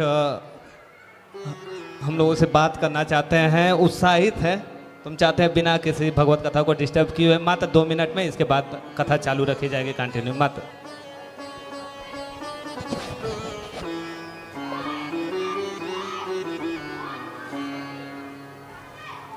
सारी बातें नूरू भाई ने कही दिया है, ऐसी कोई बात बची नहीं है। बाकी जहाँ इतनी अगाध अमृत वर्षा हो रही हो, वहाँ ज़्यादा कुछ बोलना भी बेकार सा ही हो जाता है। लेकिन एक फॉर्मेलिटी है, चूँकि आयोजक मंडल जब हम लोगों को बुलाते हैं तो उनकी इच्छा रहती है कि सब लोगों को थोड़ा अवसर दिया जाए, माइक तक ला करके उनसे कुछ सुना जाए। सबसे बढ़िया काम कि भागवत कथा हो रहा है, मंदिर प्रांगण में हो रहा है, और आप सब लोग अपना बहुमूल्य कीमती समय निकाल करके यहाँ श्रवण कर रहे हैं। इससे बढ़िया बात दूसरा कुछ हो ही नहीं सकता। जैसे पृथ्वी यदि धर्म पर टिकी है तो उस धर्म को आप महिला मंडली ने अच्छे से सजाया हुआ है, इसलिए सभी महिला मंडली अपने आप के लिए जोरदार ताली बजा लीजिए। जैसा कि हम लोग बगल में बैठ करके थोड़ी देर कथा श्रवण किए हैं, हमको तो लग रहा है कि हमारे क्षेत्रीय स्तर से ही गुरुजी लगता आ रहे हैं। दरभंगा से हैं क्या? मझौरा?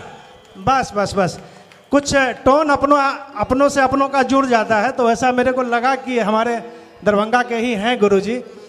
तो थोड़ा 5 मिनट आपसे रिक्वेस्ट करते हैं। अपने घर की ये जो आंगन है, हम लोग इसको अपना आंगन कहते हैं। जहाँ एक व्यासपीठ पर आप विराजमान कथा कह रहे हैं, बड़ा अवरोध था यहाँ मंदिर जब ये बन रही थी, इसकी शुरुआत हो रही थी, यहाँ पर एक ट्रांसफार्मर हुआ करता था, इसको हटाना बड़ा भगीरथ काम था। इतना बड़ा प्रांगण ये बन ही नहीं सकता था। ये जो नूरुद्दीन चौधरी आपके सामने प्रस्तुत हुए हैं, ये हमारे धर्म के नहीं हैं, ये मुस्लिम धर्म से बिलोंग करते हैं, लेकिन कहीं से आपको मुस्लिम दिखाई नहीं पड़ेंगे। ये जो ब्लॉक लगा हुआ है स्पेशल, जैसे हनुमान गेयर बोलते हैं लगाना, स्पेशल पावर लगा करके पंचायत से इन्होंने पूरा ब्लॉक लगवाया हुआ है। और एक बड़ी बात, इन्होंने इस मंदिर को जो सौगात के तौर पर दिया, जब ये पावर में थे, 2-2 बार इन्होंने 5-5 साल का पंचायत सरपंच बने। लीगली तो इनकी पत्नी सरपंच थी या बहू सरपंच थी, लेकिन प्रैक्टिकली यही सरपंच हैं। तो उन्होंने इस मंदिर में आजीवन, जब तक ये मंदिर में व्यवस्था चलती रहेगी, जो भी बिजली खर्चा होगा वो मीटर का 1 पैसा भी इस व्यवस्थापक को नहीं भरना पड़ेगा। ऐसी मीटर लगा करके दिया गया। सरकार में एक ऐसी व्यवस्था है कि जब तक मंदिर में कार्यक्रम होगा, मंदिर में कभी बिजली बिल भरना नहीं पड़ेगा। तो ये सब व्यवस्था यहाँ किया गया। आने वाले टाइम में भी आप लोगों ने इनको खूब परखा हुआ है। जब अवसर आए तो आप इनको अच्छे से 5-5 साल 2 बार परख चुके हुए हैं, फिर आप लोग अपना चमत्कार दिखाइएगा। बाकी जो संदर्भ चल रहा है, इसको ज़्यादा डिले नहीं करते हुए मैं भी 2 लाइन वही कहूँगा जो गुरुजी अनवरत सुना रहे हैं, 7 दिन तक सुनाएंगे। और चूंकि अपने घर के निकले हैं तो मैं कोशिश करूँगा कि कथा के बाद इनसे मिलूं और इनसे और भी बातें करूं यहाँ की बारे में। मधुरम मधुरे भ्योपी मंगले भ्योपी मंगलम, पावनम पावने भ्योपी हरेर नाम एव केवलम। सिर्फ भगवान का नाम ही केवल और केवल मधुर से भी मधुर, उत्तम से भी उत्तम जपने का चीज है। दीयताम दीयताम कर्णो, नियताम नियताम बचः, गीयताम गीयताम नित्यम हरेर नाम एव केवलम। भगवान का नाम ही सुनने का अवसर मिले, गाने का अवसर मिले, भजन करने का अवसर मिले, इससे बढ़िया दूसरा कुछ बात हो नहीं सकता। इसलिए आप सब लोग बड़भागी हैं, हम भी इसमें शामिल हो सके। मैं भी बड़भागी हूँ कि ऐसे कथा स्थल में आने का, गुरुजी से आशीर्वाद लेने का, आप सबों का दर्शन करने का, अपनी 2 बातें रखने का अवसर मिला। आप सबों को बहुत बहुत बधाई और बहुत बहुत धन्यवाद।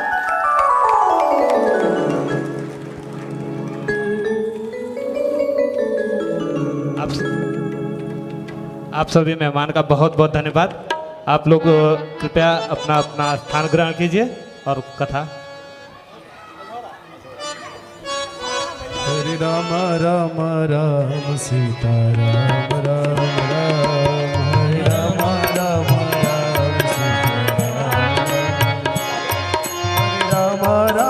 राम सीता राम, हरे राम राम राम राम, हरे राम राम सीता राम राम राम, हरे राम राम सीता राम राम राम, हरे राम राम सीता राम राम राम, सीता राम राम राम,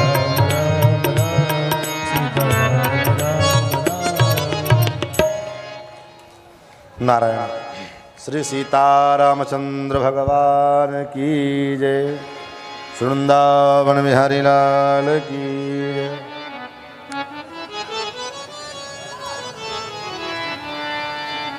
इसी भागवत में ही 9वें स्कंद में कहा, सुखदेव जी ने जब मिथिला का वर्णन आया तो मिथिला के राजाओं की महिमा गाते हुए सुखदेव जी ने कहा, एत ही वही मैथिला राजन ब्रह्म विद्या विशारद। मिथिला के जितने राजा लोग, पंडित लोग, ये सब ब्रह्म विद्या के विशारद। ऐसे हमारे मिथिला के झा जी, क्या दिव्य श्लोक इन्होंने सुनाया। क्योंकि जिन मिथिला के वासियों के लिए जब जगत गुरु शंकराचार्य भगवान मिथिला में गए शास्त्रार्थ करने के लिए, तो वहाँ एक पानी भरने वाली पनिहारन मस्तक पर, माथे पर पानी का घड़ा लेकर के आ रही थी। और शंकराचार्य जी ने उस पानी भरने वाले से पूछा कि मंडन मिश्र का घर का पता क्या है, मंडन मिश्र का घर कहाँ है। तो उस पनिहारिन ने, पानी भरने वाली ने संस्कृत में श्लोकबद्ध तरीके से उत्तर दिया स्वतः प्रमाणम परतः प्रमाणम क्रीडांगना यत्र गिरो गिरंती। वेद स्वतः प्रमाण है कि परतः प्रमाण है, ऐसा शास्त्रार्थ जहाँ एक तोता और एक मैना कर रहे हों, ऐसा परिदृश्य जिसके द्वार पर दिखाई पड़ जाए, जानी है ते मंडन मिश्र गेह, जान लेना कि वही घर मंडन मिश्र का है। तो ऐसी मिथिलापुरी, और हम तो अपने आप को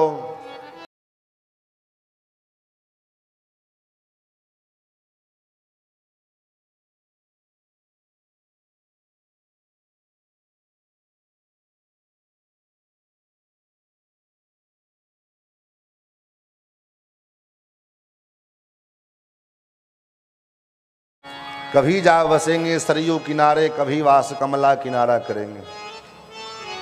मिथिला में कमला का जो है कमला नदी है, अयोध्या में सरयू नदी है। तो सियावर सियावर पुकारा करेंगे, अयोध्या और मिथिला में गुजारा करेंगे। अयोध्या में कर्मभूमि, मिथिला जन्मभूमि। कभी जा बसेंगे सरयू किनारे, कभी सरयू के किनारे वास करेंगे, कभी कमला के किनारे निवास करेंगे। ये सौभाग्य दास को मिला। अस्तो तो मैं निवेदन कर रहा था, सुखदेव जी महाराज कहते केचित केवल या भक्त्या वासुदेव परायण अहम धुन्वंति कार्ष्णेन निहारमिव भास्कर। केवल और केवल भक्ति के द्वारा, भक्ति में वो शक्ति है कि एक बार भगवान की शरण में चला जाए जीव, एक बार भगवान की शरणागति कर ले, एक बार भगवान की आराधना कर ले। शरणागति बार बार करने की जरूरत नहीं है, एक बार संत सदगुरु के द्वारा मत्थे पर में शालिग्राम परमात्मा को पधरा करके और भगवान के चरणों में उस जीव को शरणागति करा दिया जाता है। हे प्रभु, ये जीव आज से आपकी शरण में आया है, इसके पाप ताप संताप को आप नष्ट करके आप इसको अपने शरण में ले लो। शरणागति बार बार करने की चीज नहीं है, एक बार शरणागति होती है।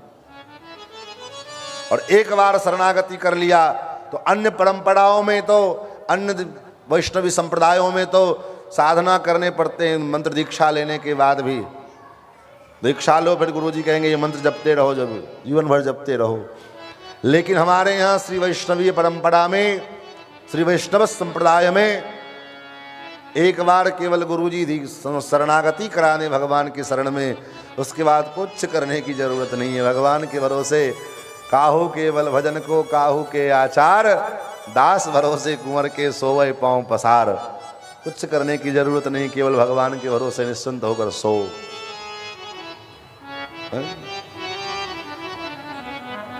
तो महाराज एक बार करने की जरूरत, सकृत प्रणाम किए अपनाए एक बार। हमारे यहाँ यामनाचार्य स्वामी जी महाराज अपने आलवंदार स्तोत्र में कहते हैं कि प्रभु आप कितने कृपालु हैं कि आपको कोई किसी भी प्रकार से आपको उद्देश्य करके एक बार कोई आपको प्रणाम कर ले, किसी भी प्रकार से आपको हाथ जोड़कर प्रणाम कर ले, त्वदंघ्रिमुद्दिश्य कदापि केनचित्, त्वदंघ्रिमुद्दिश्य कदापि केनचित् यथा तथा वापि सकृत्कृतोऽञ्जलिः तथैव मुष्णात्य शुभान् शेषतः शुभानि पुष्णाति न जातु हीयते। त्वदंघ्रिमुद्दिश्य, आपको उद्देश्य करके कोई भी जीव एक बार हाथ जोड़ करके आपको प्रणाम कर ले, इतने मात्र से जो है आप इतने प्रसन्न हो जाते हो कि उसके जन्म जन्मांतर के जितने पाप हैं, तथैव मुष्णात्य अशुभानि, जितने अशुभ उसके जन्म जन्मांतर के हैं, उन सारे जन्म जन्मांतर के अशुभों को आप हरण कर लेते हो। और शुभानि पुष्णाति, जितने शुभ हैं, जितने सत्कर्म हैं, जितने पुण्य हैं, वो उसके जीवन में डाल देते हो। ये भगवान की कृपा है। ऐसी देवता आपको संसार में कहीं नहीं मिलेंगे महाराज। और जितने भी देवता हैं उन देवता की तो, लेकिन हमारे ठाकुर जी तो गजब के देवता हैं, गजब के महाराज। एक बार कोई प्रणाम कर ले, उसके बाद भी भगवान को भूल जाए, कोई दिक्कत नहीं। एक बार भी अगर कोई भगवान को प्रणाम कर ले, भगवान उसकी उस एक बार किए गए प्रणाम को याद रखते हैं। श्रीमद् वाल्मीकि रामायण में राम जी के स्वभाव का वर्णन करते हुए महर्षि वाल्मीकि लिखते हैं, कथनचित उपकारेण, अगर कथनचित कोई एक बार भगवान का एक छोटा सा भी उपकार कर दे, भगवान उसको जन्म जन्मांतर तक याद रखते हैं, और कोई अपकार कर दे वे तो भगवान उसको भूल जाते हैं। ये हमारे ठाकुर जी का स्वभाव है। ऐसा दे परमात्मा, और उसके बाद भी अगर हम जीव भटक रहे हैं तो इससे हमारे सिवा हमारा दोष है, हमारा दुर्भाग्य है। महाराज सुखदेव जी के जब इस प्रकार समझाया तो परीक्षित ने कहा, महाराज कोई ऐसा है जो एक बार भगवान की भक्ति की हो, एक बार भगवान का नाम लिया, उसका उद्धार हो गया हो? बोले हाँ। और उसके बाद परीक्षित जी को सुखदेव जी ने अजामिलोपाख्यान सुनाया। अजामिल नाम का एक ब्राह्मण जो कुसंग के कारण उसकी बुद्धि विकृत हो गई, उसका बुद्धि बिगड़ गया और वेश्या के संग रहने लग गया। अपनी ब्याहता पत्नी को छोड़ करके वेश्या के संग रहने लगा। धीरे धीरे उसके भरण पोषण के लिए चोरी करे, हत्या करे, डाका डाले, ये सब करने लगा। एक दिन दैवी योग से कुछ संत महात्मा घूमते घूमते उसके गांव में पधारे, तो गांव के बाहर बच्चे सब खेल रहे थे। बच्चों से पूछा, भैया इस गांव में कोई भगत जी हैं जिनके यहाँ मैं रात्रि भर रुक सकूं, रात में रहूंगा, सवेरे चला जाऊंगा? बच्चों ने कहा, हाँ एक भगत जी हैं। कौन? बोले अजामिल जी महाराज हैं, वो महात्माओं की खूब सेवा करते हैं। महात्माओं को क्या पता, चले गए अजामिल के यहाँ। जब अजामिल के घर पे गए तो दूर से ही पता लग गया कि ये घर अजाम भक्त का नहीं है, ये घर एक साधक का नहीं है, एक भक्त का घर नहीं है, ये दूर से ही पता लग जाता है। घर के द्वार पर कैसे पता चल जाता है कि ये भक्त का घर है कि नहीं है? बोले पता लग जाता है। हनुमान जी को कैसे पता लग गया? हनुमान जी कैसे जान गए कि ये भगवान के भक्त हैं कि यह भक्त का घर है? कैसे पता लगा? रामायुध अंकित गृह शोभा बरनी न जाय, नव तुलसी का वृंद बहो, देखे हरस कबीरा। रामायुध अंकित गृह, घर के दरवाजे पर में धनुष्मान शंख चक्र लगा हुआ, धनुष्मान लगा हुआ, तिलक के स्वरूप बने हुए, द्वार पर में नए नए तुलसी के वृक्ष लगे हैं, पुष्प के वृक्ष लगे हैं, संतों के, महापुरुषों के, धर्माचार्यों के चित्रपट लगे हुए हैं, भगवान के चित्रपट लगे हुए हैं। इससे पता चल जाता है कि ये वैष्णव का घर है, भक्त का घर है। और जिसके दरवाजे पर जाओ, दरवाजे पर जाते ही लिखा हुए कुत्तों से सावधान, लिखा होता है ना, सावधान, अंदर कुत्ता है। दरवाजे पर लिखा रहता है, जो दरवाजे पे कुत्ते पाल के रखते हैं, सावधान अंदर कुत्ता है। मतलब क्यों? अंदर आदमी नहीं रहता है क्या? कुत्ते ही रहते। जिसके घर पे जाओ दरवाजे पर में मिल जाए, क्या मिले? बोले नेताओं के फोटो, अभिनेताओं के फोटो मिले, हीरो हीरोइन के फोटो टंगे लगे मिले हों, हाथी घोड़े के फोटो लगे पड़े हों। इससे पता चल जाता है कि ये कितने बुद्धिमान, किस स्तर के जो है नास्तिक का घर है। और द्वार पर जाते ही भगवान का चित्रपट मिल जाए, मन खिल प्रसन्न हो जाओगे। आहा, ऐसे ही अजामिल के द्वार पर गए तो कहीं पर में गंध मार रहा है, कहीं कुछ हो रहा है, कहीं कुछ पड़ा हुआ है, दूर से पता लगा। लेकिन महात्मा लोग अंदर आ चुके थे तो क्या करें, अब कैसे वापस जाएं? आवाज लगाए, सीताराम। अजामिल की वो वैश्या पत्नी अंदर से आई, महाराज को देखा। महात्मा के देखते ही संत के दर्शन मात्र से जो है पाप मिट जाते हैं। संत दरस जिम पातक टरई, महात्मा के दर्शन मात्र से जो है पाप ताप संताप मिट जाते हैं। जब अजामिल की उस वेश्या पत्नी ने महात्मा को देखा तो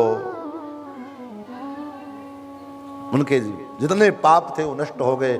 उसके हृदय में भगवत भक्ति की प्रेरणा हुई और अजामिल की उस पत्नी ने कहा, भगवान कैसे आगमन हुआ? कहा, महाराज हम लोग रात्रि भर, देवी हम लोग रात्रि भर रुकना चाहते हैं। तो ठीक है, स्वागत है आपका। और लेकिन महाराज हम आपको कैसे भोजन करावें? हम आपको कैसे भोजन दें? हमारे हाथ का भोजन आपको पवाने योग्य नहीं है। क्यों नहीं है? आप ठहरे संत महात्मा। आजकल लोगों का होता है ना, महाराज हमारे घर में आप भोजन नहीं करोगे, हमारे घर का भी भोजन कर लो। कैसे करें महात्मा भोजन? आपका रसोई भोजन कराने योग्य हो तब तो करें। तुम्हारे घर में पता नहीं क्या क्या अनाप शनाप बनता है, एक दिन बिना लहसुन प्याज के तुम रह नहीं सकते। तुम्हारा रसोई अपवित्र है, तुम्हारा सामग्री अपवित्र है, कैसे तुम्हारे घर का रसोई महात्मा भोग लगावे? और अगर वो भोग लगाते भी हैं तो उनकी भी बुद्धि भ्रष्ट हो जाएगी, उनका भी जो है साधना नष्ट होगा। क्योंकि बुद्धि के निर्माण में, साधन के मार्ग पर आगे अग्रसर होने में आहार का बड़ा महत्व होता है। कहते हैं ना, जैसा खावे अन्न वैसा होवे मन, जैसे पियो पानी वैसा होवे वाणी। तो आपके द्वारा आपका जो रसोई है वो आपके मुबारक हो, महात्माओं के योग्य नहीं है। क्यों योग्य नहीं? आप कहोगे महाराज हम रसोई में धो माज करके रसोई बनाएंगे। बोले कितना धो माज लो, रसोई का जो सामग्री है वो तुम्हारा अशुद्ध हो चुका है। कैसे अशुद्ध हो चुका है? क्योंकि पुरानी परंपरा थी हमारे यहाँ सनातन धर्म की कि जब माताएं रजस्वलावस्था में होवे, अब अशुद्धावस्था में होवे, उस परिस्थिति में माताएं रसोई घर नहीं जाती थी। रसोई घर और पूजा घर उनका प्रवेश वर्जित हो जाता था। उस अवस्था में वो रसोई घर में नहीं जा सकती। क्यों? क्योंकि वो भोजन करे, भजन करे, आराम करे। बस हमारे सनातन धर्म में सबकी व्यवस्था बनाई गई है। पुरुषों को नौकरी करना होता है, 4 दिन छुट्टी मिलती है ना, महीना में 4 संडे मिलता है, उसको छुट्टी मिलती है। प्रकृति तो सबके साथ बराबर का नियम बनाती है। प्रकृति पुरुष और स्त्री सबके लिए बराबर है। तो प्रकृति ने सृष्टि के क्रम में एक क्रम बनाया, जैसे पुरुषों को महीने में 4 दिन की छुट्टी मिले, ऐसे माताओं को भी मिलना चाहिए। कोई काम नहीं, कुछ करने की जरूरत नहीं, केवल भोजन करो और विश्राम करो। आजकल ये बात अलग है कि पढ़े लिखे लोग ज़्यादा बुद्धिमान हो गए, नहीं हम क्यों नहीं करेंगे, ऐसा करेंगे वैसा करेंगे, सब करो, कोई दिक्कत नहीं। और विडंबना तो ये होती है कि व्यास पीठ पर में बैठ करके उसके बाद लोग बोलते हैं कि नहीं ऐसा, ये तो कोई जो है नेचुरली चीज़ है। व्यासपीठ पर बैठ करके बोलने वाला व्यक्ति जब ये भाषण देवे कि नहीं ये नेचुरली चीज़ है, सब कुछ किया जा सकता है, तब लगता है कि हाँ अब सनातन धर्म निश्चित रूप से खतरे में पड़ा हुआ है। क्योंकि व्यासपीठ की एक अलग मर्यादा होती है और व्यासपीठ एक बहुत बड़ा जिम्मेदारी का पद होता है। यहाँ से बोला गया हर एक वाक्य जो है सामने आप जैसे श्रोताओं के लिए एक ब्रह्म वाक्य होता है।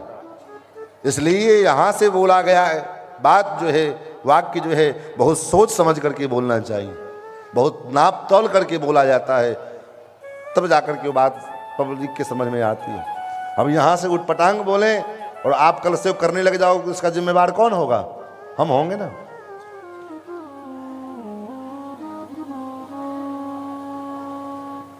आगे चर्चा आएगी। इंद्र को जब ब्रह्महत्या लगी, उस ब्रह्महत्या को इंद्र ने 4 भाग में विभक्त किया। एक भाग वृक्ष को दिया, पेड़ पौधे को। वो ब्रह्महत्या किस रूप में दिखाई पड़ता है? बोले वो ब्रह्महत्या जो वृक्ष के गोंद होते हैं, आजकल बड़े लोग गोंद के लड्डू बड़ा चाप के खाते हैं, बिना कुछ किए ब्रह्महत्या तुम्हारे खोपड़ी पे चढ़ गई। तुमने ब्रह्महत्या नहीं की, लेकिन ब्रह्महत्या तुमने अपने मस्तक पर ले लिया। क्योंकि वो गोंद जो है वृक्ष के जो वो क्या है बोले वो ब्रह्म हत्या है। एक भाग भूमि को दिया जो भूमि ऊसर भूमि के रूप में दिखाई देती है, जो भूमि उपजाऊ नहीं ऊसर भूमि, वो क्या है बोले ब्रह्म हत्या है। एक भाग जल को दिया, जल में जो फेन बुदबुदा दिखाई देता है वो क्या है बोले ब्रह्म हत्या है। और एक भाग स्त्री को दिया जो रजो धर्म के रूप में, मासिक धर्म के रूप में। इसलिए वो 4 दिन स्त्रियां माताएं कोई पूजा पाठ नहीं, कोई भजन जो है कोई काम करने की जरूरत नहीं, केवल भजन करे, सीताराम सीताराम करे, हरे कृष्ण हरे राम करे और भोजन करे बस। और उस अवस्था में अगर माताएं रसोई में जाती हैं, रसोई का सामान छूती हैं, स्पर्श करती हैं, तो वो सामान भी अशुद्ध हुआ कि नहीं हुआ। और फिर जो है वही रसोई वही सामान भगवान को बाद में भोग लगेगा, तो कहां से वो रसोई में भोजन करने योग्य होगा। इसलिए साधक को, महात्माओं को भोजन कराने से पहले बहुत जिम्मेदारी होकर के पहले अपने आप को तौलना चाहिए कि हम उनको भोजन कराने के अधिकारी हैं भी कि नहीं। क्योंकि आहार साधन के मार्ग, किसी भी कार्य में आहार बड़ा मायने रखता है। जैसा आपका आहार बनेगा आपकी प्रवृत्ति वैसी होगी। लोग कहते हैं ना हमारा लहसुन प्याज खाने में क्या आपत्ति है, वो तो कोई मांस नहीं है। बोले मांस है कि नहीं ये दूर की बात है, इसलिए नहीं खाना चाहिए। खास करके वैष्णव को, और कोई खावे तो अलग बात है, उसकी जिम्मेदारी हो जाने। विशेष रूप से वैष्णव को इसलिए नहीं खाना चाहिए क्योंकि वो रजोगुणी आहार है और वैष्णव सतोगुणी स्वभाव के होते हैं। वैष्णव होने के बाद अगर उसके आहार में रजोगुण आया, तमोगुण आया, तो उसके प्रवृत्ति में, उसके साधना में, उसके भजन में। अब आप विचार करो, आप लहसुन प्याज खाए हो, आपका मुंह वास कर रहा है, गंध कर रहा है, और आप मंदिर में पूजा करने के लिए जाओगे, भगवान को वास नहीं लगेगी, भगवान को कष्ट नहीं होगा। जब भगवान को भावना से पूजना है, भगवान भावग्राही हैं, तो भावना तो यही होना चाहिए ना। नहीं तो फिर बिना नहाए मंदिर में जाने के लिए क्या आपत्ति है? बिना नहाए मंदिर में चले जाओ। नहा धो करके ही मंदिर में क्यों जाते हो? बिना नहाए भी तो जाया जा सकता है। क्यों जाते हैं नहा करके? शुद्ध होकर के, पवित्र होकर के, शरीर से कोई दुर्गंध ना आवे, भगवान की सेवा में हम जा रहे हैं। और वो चीज आपके पेट में पड़ा हुआ है, आपके मुंह से दुर्गंध आ रही है, और तब आप भगवान की सेवा करने के लिए जाओगे, तो कैसे आप उधर अधिकारी होगे भगवत सेवा का। और जब आपका आहार पवित्र नहीं होगा तो आपकी बुद्धि पवित्र नहीं होगी। आप भगवान को भी भगवान ना मान करके केवल एक पत्थर की मूर्ति मात्र सीमित रह जाओगे। बस पत्थर की मूर्ति है, धूप दिखा दी, अगरबत्ती दिखा दी, फूल फेंक दिया, हो गया, ड्यूटी है, बस ड्यूटी कर दिया, फॉर्मेलिटी पूरा होगा। फिर भजन नहीं होगा, पूजा नहीं होगी, पूजा का एक फॉर्मेलिटी पूरा होगा। अजामिल की पत्नी ने कहा महाराज हम कैसे भोजन करावें? कोई बात नहीं, अमणिया प्रसाद दे दो, आटा चावल दे दो, बना करके हम लोग पा लेंगे। अमणिया आटा दाल दे दिया, महात्मा लोग भोजन बनाए, रात्रि विश्राम किया। सवेरे जब चलने लगे अजामिल को बुलाया। अजामिल ने कहा क्या बात है? बोले मैंने रात्रि में तुम्हारे यहाँ विश्राम किया है, कुछ दक्षिणा दोगे? भोजन किया है, दक्षिणा दोगे? अजामिल ने कहा महाराज अभी तक आपका आसन वासन सुरक्षित है, यही आपकी दक्षिणा है। अभी तक आप लोग सुरक्षित हो, यही आपकी दक्षिणा है, नहीं तो हम कितने खतरनाक हैं ये पता लगा लेना।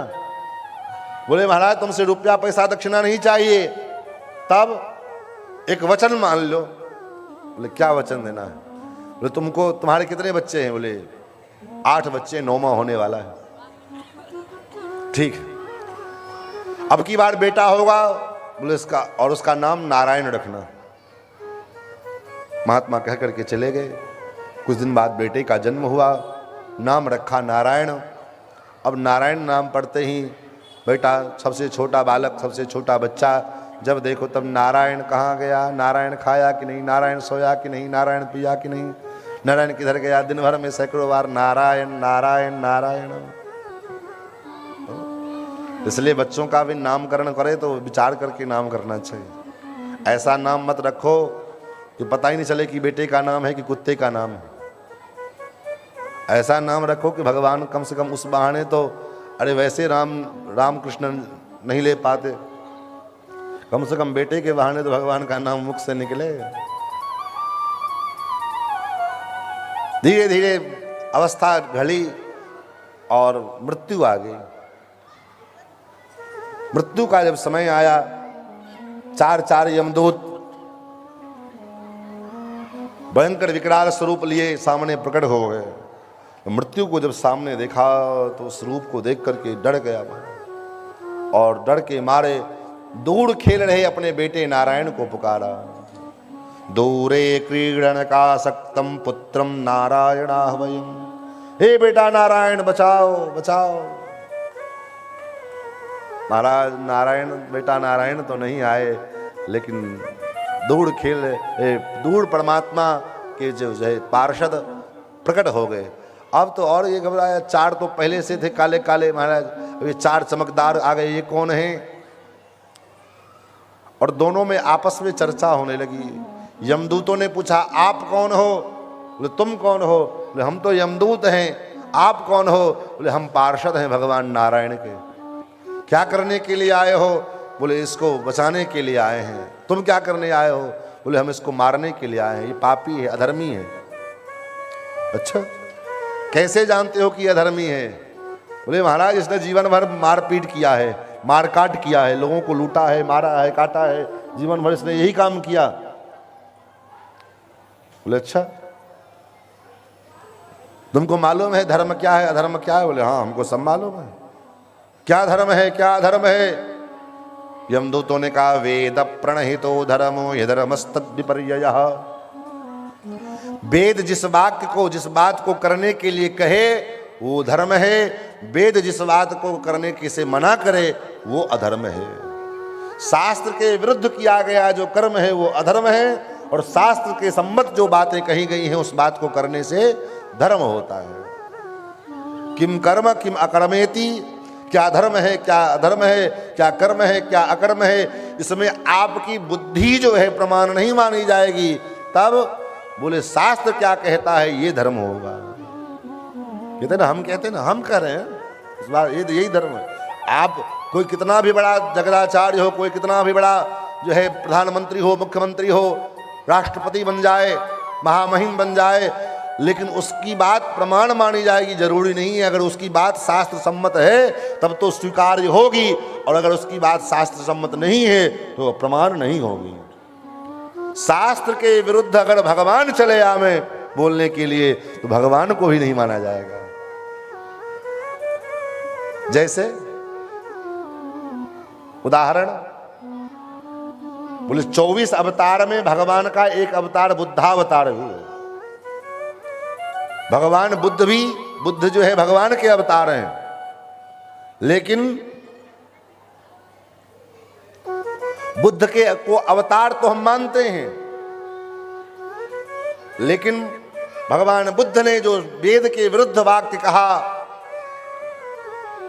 इस कारण से किसी भी सनातनी व्यक्ति के घर में, सनातन हिंदू धर्म को मानने वाले व्यक्ति के घर में भगवान बुद्ध की पूजा नहीं होती है।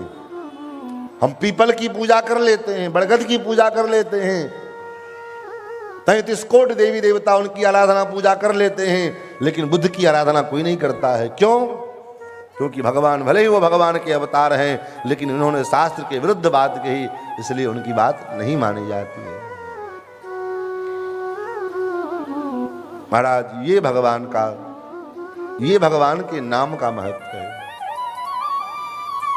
एक बार नाम, बेटे के बहाने नाम लिया अजामिल ने। भगवान के नाम को नाम समझ करके नहीं लिया था, बेटे के बहाने भगवान का नाम लिया था, लेकिन उसके बावजूद भी भगवान ने कृपा की। इसलिए गोस्वामी जी ने लिखा मानस में, किसी भी प्रकार से हम भगवान का नाम मुख से लें। भाय को भाय अनख आलस हूँ, भाय को भाय अनख आलस हूँ। नाम जपत मंगल दीसी दस हूँ, नाम जपत मंगल दीस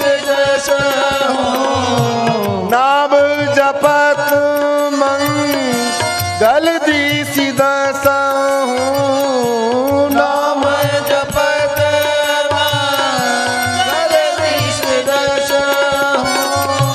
भाय कुभाय अनख आलस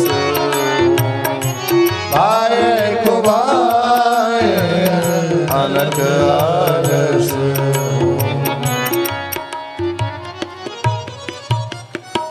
भाय कुभाय अनख आलस। किसी भी प्रकार से हम भगवान का नाम लें, सोते हुए जपें, चलते हुए जपें, बैठे बैठे जपें, किसी भी प्रकार से। अब कितना छूट दिया जाएगा महाराज? हाँ? मंदिर में आप पूजा करने के लिए जाओगे तो पहले नहाना पड़ेगा, सो करके उठो, फ्रेश हो, उसके बाद स्नान करो, तब मंदिर में आप जा सकते हो। कोई अनुष्ठान पूजा कर्मकांड करोगे तो कितनों नहा धो करके नया वस्त्र पहन करके आओगे, उसके बावजूद भी महाराज पंडित जी कहेंगे अपवित्र हो, पवित्र हो जाओ। तो पवित्र होने के लिए हाथ में गंगा जल दे करके, जल दे करके मंत्र पढ़ेंगे और तब छिड़केंगे, तब पवित्र होगे महाराज। लेकिन भगवान का नाम, बोले भगवान के नाम से ही जीव पवित्र होवे ही करता है। नाम ले लिया, पवित्र हो गए। इसीलिए कलिकाल में कहा कुछ करने की जरूरत नहीं है, कलयुग में केवल और केवल भगवान का नाम जपो। नाम जपने मात्र से जो है जीव का कल्याण हो जाएगा। नहीं कलि करम भगत विवेकु, राम नाम अवलंबन एकु, चहुजुग चहुश्रुति नाम प्रभाव, कल विशेष नहीं आन उपाओ। कलयुग में कोई और उपाव नहीं है महाराज। आप न पूजा कर सकते हो, आपकी पूजा भी फल हो जाएगी। आप न जग कर सकते हो, न जप कर सकते हो, न शरीर में वो सामर्थ्य नहीं है। इसलिए एकमात्र काम करें, क्या? बोले भगवान का नाम। नाम मात्र से जीव का कल्याण हो सकता है। आगे अजामिलोपाख्यान के द्वारा भगवान के नाम की महिमा गाई कि नाम के उच्चारण से कैसे जीव का कल्याण हो सकता है। लेकिन विडंबना ये है, स्वल्प पुण्यवताम राजन विश्वासो नहीं बजायते। भगवान के नाम पर विश्वास नहीं होता है। आगे वृत्रासुर की चर्चा सुनाई। देवराज इंद्र अपने गुरुजी का त्याग कर दिए, गुरुजी उनका त्याग करके चले गए थे। नारद जी के कहने पर त्वष्टा महर्षि के पुत्र विश्वरूप को गुरु बनाया, लेकिन अपने स्वार्थ पूर्ति के अभाव में इंद्र ने त्वष्टा महर्षि के पुत्र विश्वरूप को मार डाला। इसलिए कहा गया स्वार्थी जो होते हैं ना, स्वार्थियों में जो सबसे पहला नाम आता है, सबसे पहला नाम किसका आता है? देवताओं का। और स्वार्थी व्यक्ति से बिल्कुल सावधान रहना चाहिए। तो कब आपको कहां पटकी मार करके चल देगा कोई ठिकाना नहीं। जब तक आपसे उसका स्वार्थ पूर्ति हो रहा है तब तक तो बहुत अच्छा, बहुत ठीक। और जैसे ही उससे आपसे उसका स्वार्थ संपन्न हुआ, खत्म हुआ, अब देखेगा कि आपसे आपका उसका स्वार्थ पूरा होने वाला नहीं है, तो कब आपको पटकी मार करके चल देगा पता नहीं लगेगा और आप रोते रह जाओगे, पछताते रह जाओगे। और उन स्वार्थियों की लिस्ट में सबसे पहला नाम देवताओं का आता है। सुर नर मुनि सबकी यह रीति, स्वार्थ लाग करे सब प्रीति। पहला नाम सुर देवताओं का। इसलिए देवताओं ने देखा जब हमारे गुरु जी के, अब बताओ गुरु जी का वध कर दिया। गुरु जी का जब वध किया तो त्वष्टा महर्षि ने अपने पुत्र को मारने के लिए वाले इंद्र को वध करने के लिए यज्ञ किया, और उस यज्ञ में स्वर के मंत्र के उच्चारण में थोड़ा सा फर्क हुआ। उदात्त की जगह अनुदात्त, अनुदात्त की जगह उदात्त स्वर का प्रयोग हो गया, जिसका परिणाम कर्म में न्यूनता आ गई, कर्म में अंतर हो गया। कर्मकांड में आपके मंत्र में अगर कोई थोड़ा सा भी इधर उधर होगा तो आपके परिणाम में भी अंतर आ जाएगा। महाराज, वृत्रासुर का जन्म हुआ और वृत्रासुर ऐसे पराक्रमी हुए जो इंद्र को भी पसीना छूट गया। इंद्र भगवान के शरण में गए, महाराज कैसे इस वृत्रासुर नाम के दैत्य का संहार होगा। भगवान ने उपाय बतलाई, दधीच महर्षि के पास जाओ और दधीच महर्षि से उनका अस्थि मांग करके ले आओ। आज भले ही जो है अपनी राजनीति सेकने वाले, राजनीतिक रोटी सेकने वाले लोग बड़गलाने के उद्देश्य से, भेद पैदा करने के उद्देश्य से कहें कि ब्राह्मणों ने ये किया, ब्राह्मणों ने वो किया, ब्राह्मणों ने ऐसा किया, ब्राह्मणों ने ये अत्याचार किया। ब्राह्मणों ने जो त्याग किया महाराज, कोई कितना भी बड़ा दानी होगा, लेकिन क्या कोई अपना शरीर का हड्डी निकाल करके दान करेगा? कर सकता है कोई मायका लाल? लेकिन लोक कल्याण के लिए, जन कल्याण के वास्ते, संसार का हित हो, इसके उद्देश्य से महर्षि दधीच ने अपनी अस्थि का दान कर दिया। महर्षि दधीच के अस्थि के द्वारा वज्र का निर्माण कराया गया और उस वज्र से वृत्रासुर के साथ युद्ध किया इंद्र ने, और उस युद्ध में वृत्रासुर को मारा गया। लेकिन वृत्रासुर मरते समय, शरीर छोड़ते समय भगवान की बड़ी सुंदर स्तुति किए हैं, लेकिन अभी समय का अभाव है इसलिए हम नहीं कहेंगे। वृत्रासुर ने बस इंद्र से यही कहा, हे इंद्र, जब मैं अपने परमात्मा को याद करते हुए युद्ध के मैदान में भगवान का स्मरण करूं, तब तुम मुझे मार देना। धन्य है वृत्रासुर। चारों तरफ ही सैनिक खड़े हैं, सामने इंद्र के जैसा प्रबल शत्रु खड़ा है, और उस अवस्था में भी अपने परमात्मा की स्मृति, अपने भगवान का भजन नहीं छोड़ा। और यहां हम लोग बात बात पर में भगवान को ही छोड़ देते हैं सबसे पहले, और कुछ छूटे चाहे ना छूटे, भगवान जरूर छूट जाते हैं। दुर्गम चीजें नहीं छूटी, काम क्रोध लोभ नहीं छूटा, और पापाचार अनाचार ये सब नहीं छूटे, लेकिन हरि भजन छूट गया। क्यों?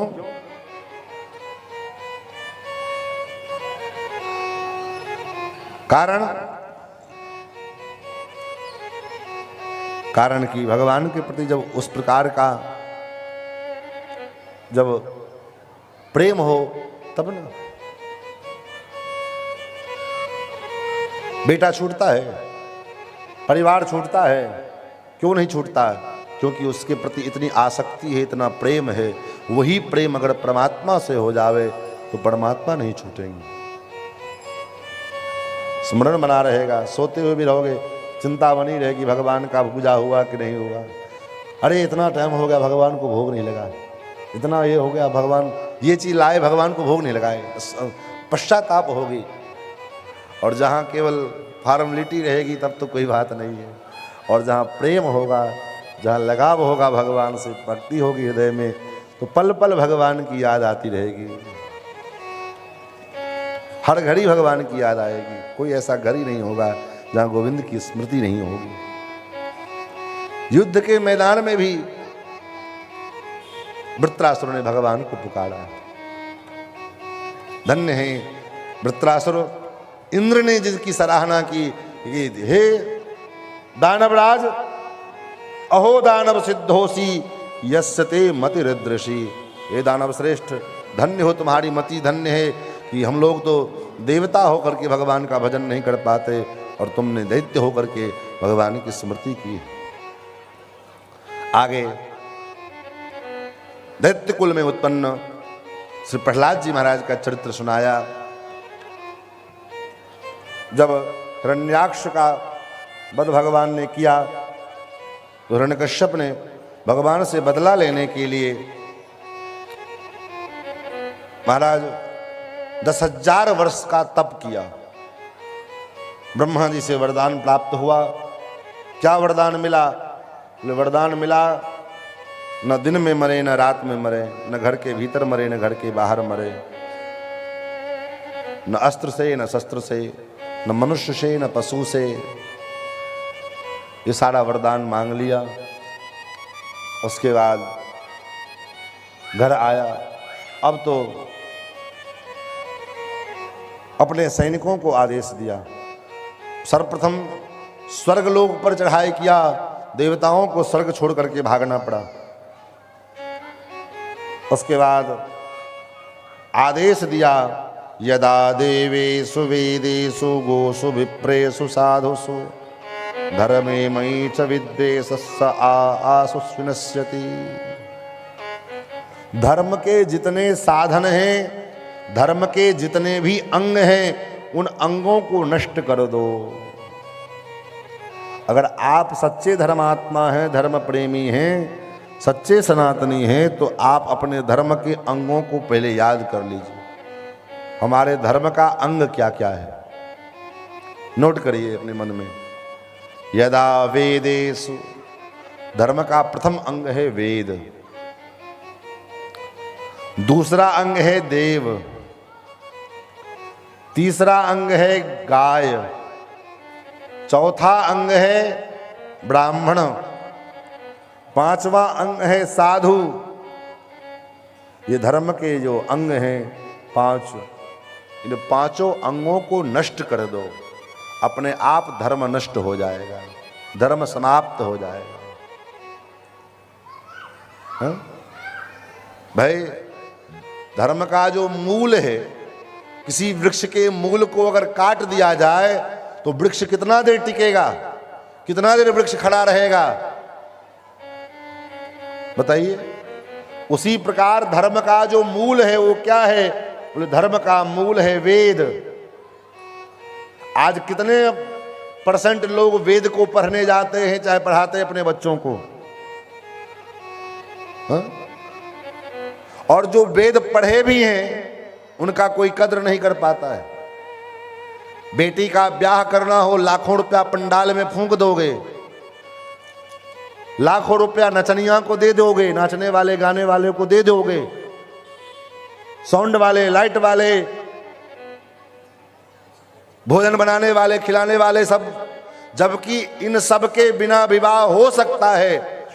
पंडाल नहीं भी लगे तो विवाह हो जाए, नाच गाना ना भी हो तब भी विवाह हो जाए, हल्दी मेहंदी संगीत नहीं भी होगा तो विवाह हो सकता है।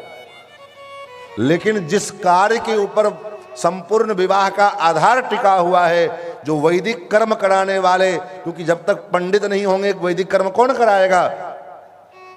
और वो वैदिक कर्म कराने वाले पंडित ब्राह्मण अगर वो 5,000 10,000 अगर दक्षिणा मांग ले तो महाराज कहेंगे क्या घराड़ी घर लिख दें, अपना अपना घर द्वार दे दे आपको। वो सारी कंजूसी जो है, सारा जो है ज्ञान विज्ञान उसी समय व्यक्ति को सूझता है। नाचने वाले के ऊपर पैसा लुटाने के समय में उसको जो है धन का जो है अपव्यय नहीं दिखता है कि हमारा धन व्यर्थ खर्च हो रहा है। सो पिता का श्राद्ध कराने वाले पंडित के ऊपर में जो है अगर 10,000 5,000 दक्षिणा देनी पड़ जाए तो महाराज आंखें में कांटे गड़ने लगते हैं कि अरे इतना दक्षिणा लेगा पंडित, पैसा इतना लेगा। लेकिन जबकि वो मूल कार्य है, मूल कर्म वही है। पंडाल के बिना विवाह हो सकता है, साउंड के बिना विवाह हो सकता है, लेकिन पंडित के बिना विवाह नहीं होगा। अब भगुआ विवाह हो जाए तो अलग बात है, भगाने वाला विवाह जो है अब तो कम होता है, पहले खूब होता था। पूर्वांचल क्षेत्र में और दक्षिण बिहार में विशेष, कोई लड़का पसंद आ जाए उसको पकड़ के ले जाओ, और उसके बाद अगर लड़का विवाह करने को राजी ना हो तो पहले बंद कोठरी में पल भर कूटो उसको, नाक मुंह फोड़ दे, और उसके बाद बड़े प्यार से दामाद जी अंगना में पधारो।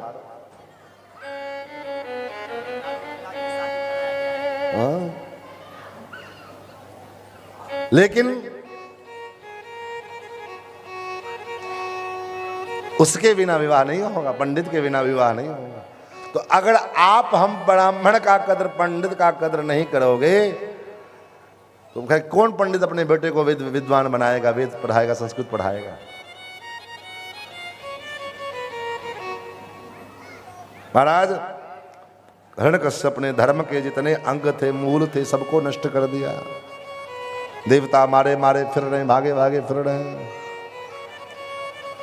और इधर हिरण्यकश्यप का एक पुत्र था जिसका नाम प्रहलाद, भगवान का परम भागवत, परम भक्त। क्योंकि नारद जी के गुरुकुल में, नारद जी के यहाँ 10,000 वर्ष तक अपनी माँ कयाधु के गर्भ में 10,000 वर्ष तक प्रहलाद जी महाराज माँ के गर्भ में जो है नारद जी के आश्रम में रहे।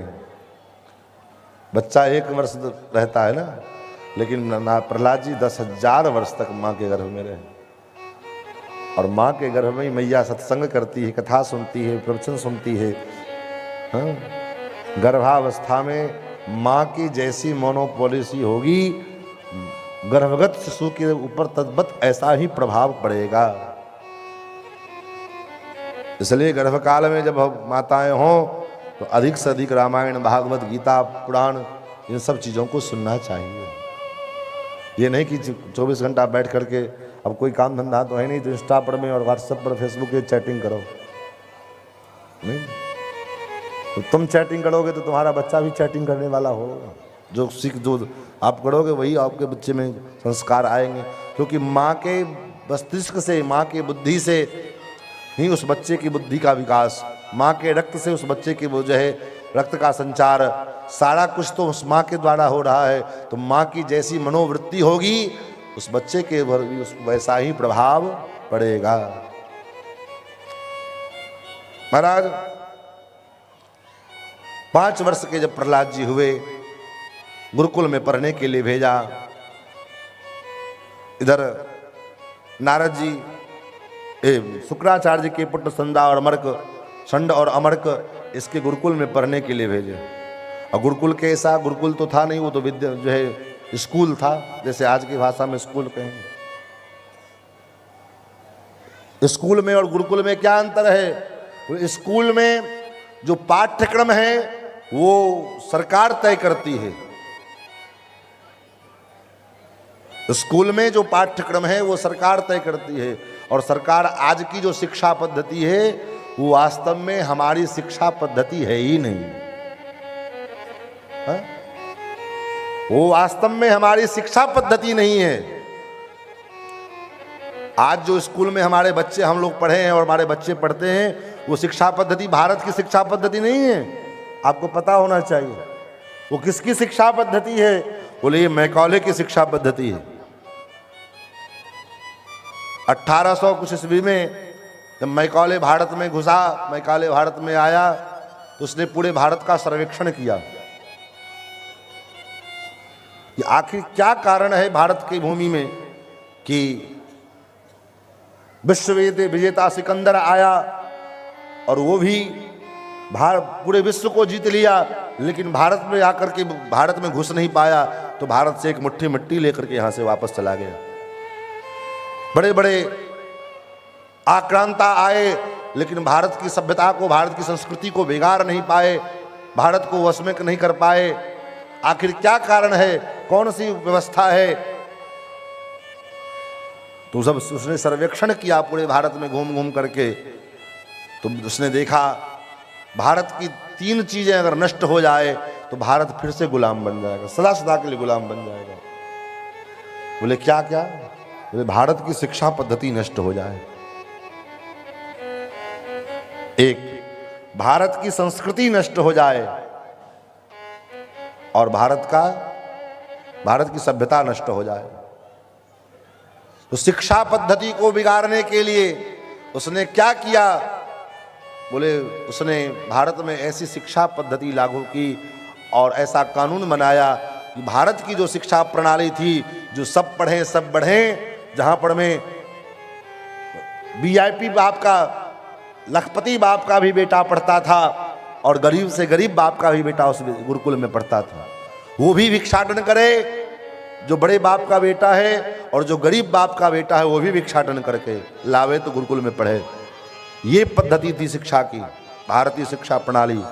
लेकिन उसको बिगाड़ करके उस ऐसा कानून बनाया उसने और उसको जितने भारत के गुरुकुल थे सबको नष्ट करवा दिए और ऐसी शिक्षा पद्धति लाई कि भले ही भारत कहने के लिए हम लोग स्वतंत्र हुए हैं, लेकिन मानसिक रूप से आज भी भारत परतंत्र है।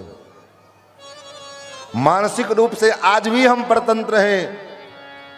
जिस शिक्षा पद्धति में माता को मां कह करके संबोधित किया जाता था और आज उस शिक्षा पद्धति का जो दुष्प्रभाव जिस भारतवर्ष में जन्म देने वाली को मां कहा जा रहे और पिता जो है जन्म देने वाले जनक को पिता कहा जाता था, और आज उस भारतवर्ष में जन्म देने वाली मां को मॉम कहा जा रहा है, मम्मी कहा जा रहा है। अब मम्मी का मतलब क्या होता है गूगल करके देख लो, सबके हाथ में मोबाइल हो गए। मम्मी का मतलब क्या होता है? भाई आप लोग पढ़े लिखे लोग हैं, कुछ तो आप लोग सहयोग कीजिए, हम ज़्यादा पढ़े लिखे नहीं हैं। मम्मी मतलब भैया जरा सर्च करके देखिए, आप लोग कोई सर्च कीजिए, मुर्दा। जापानी में मम्मी को मुर्दा कह, जर्मनी में मम्मी मने मुर्दा। जैसे हम लोग मुर्दे को ले जाते हैं तो क्या कहते हैं उसको? लाश। अलग अलग जगह पर में जो है लाश ढोने वाले जगह चीज को जो है अलग अलग संज्ञा दी जाती है। तो ऐसे ही मम्मी मतलब सब।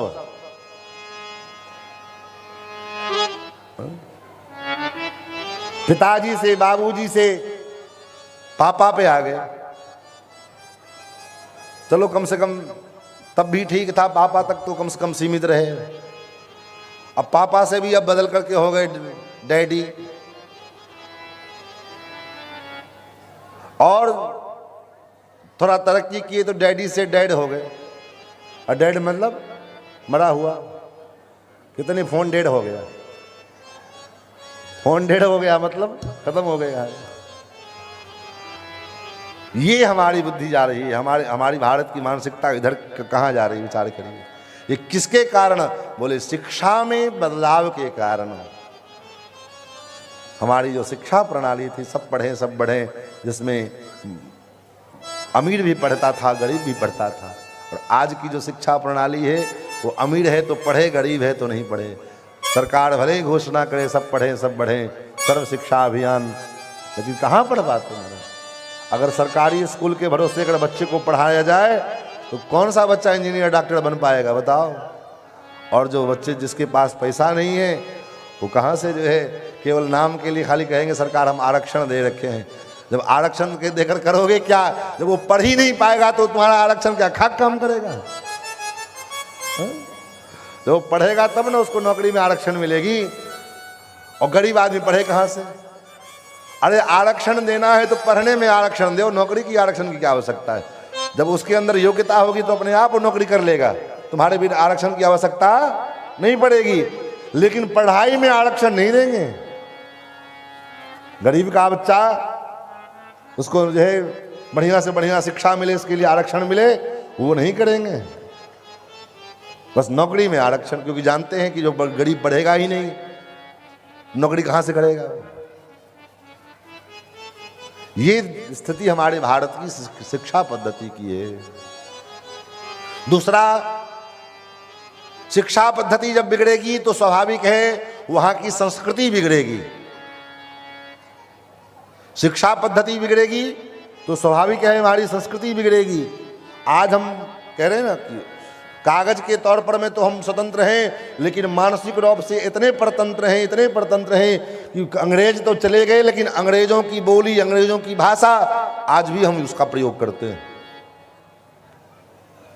दुनिया का सबसे विकसित देश है चीन, है कि नहीं?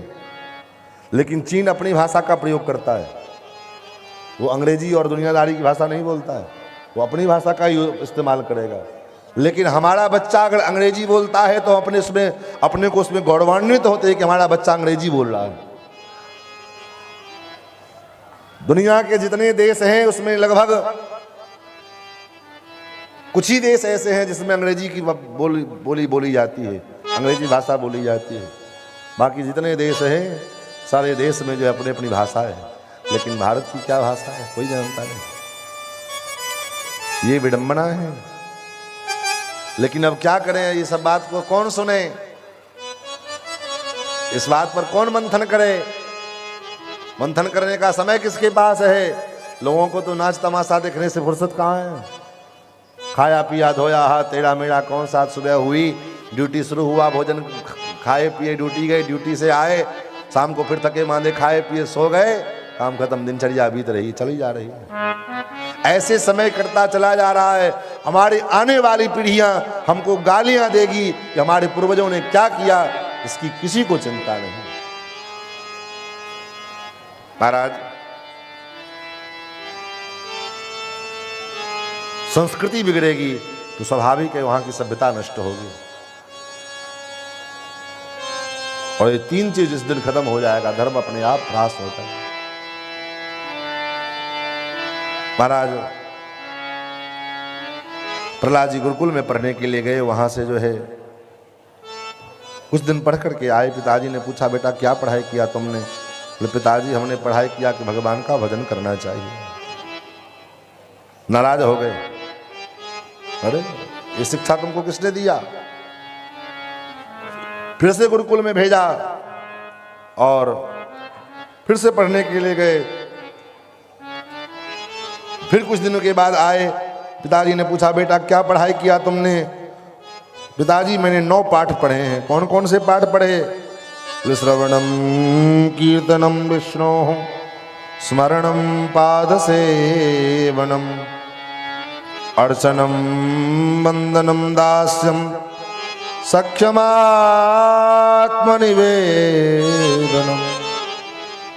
मैंने 9 पाठ पढ़े, नवधा भक्ति का वर्णन कर दिया, 9 प्रकार के भक्ति का निरूपण किया। और 9 प्रकार की भक्ति का निरूपण करके सुनाया तो हिरण्यकश्यप कुपित हो गए।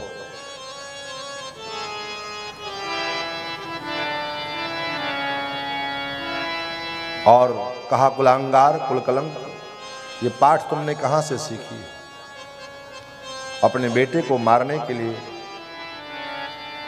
उपाय करना आरंभ किया। सारे उपाय कर दिए, लेकिन कहीं भी प्रहलाद जी महाराज का बाल बांका नहीं हुआ। क्यों? क्योंकि जिसका रक्षा करने वाला परमात्मा हो, उसको दुनिया की कोई ताकत मार नहीं सकती। क्योंकि मारने वाला कौन है? मारने वाला भगवान है और बचाने वाला भी भगवान है।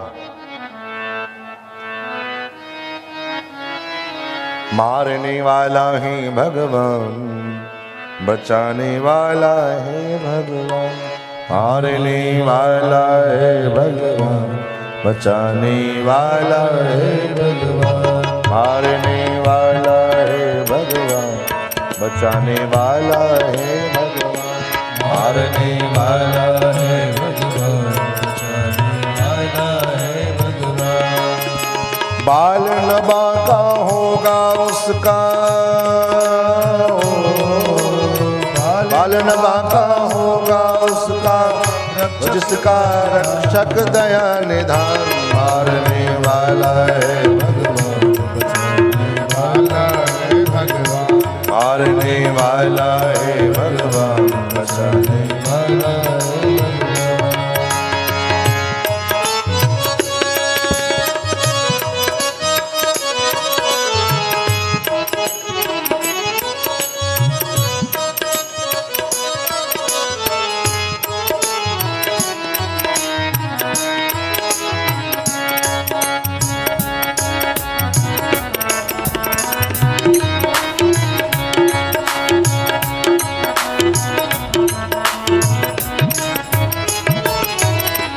त्याग दो रे भाई,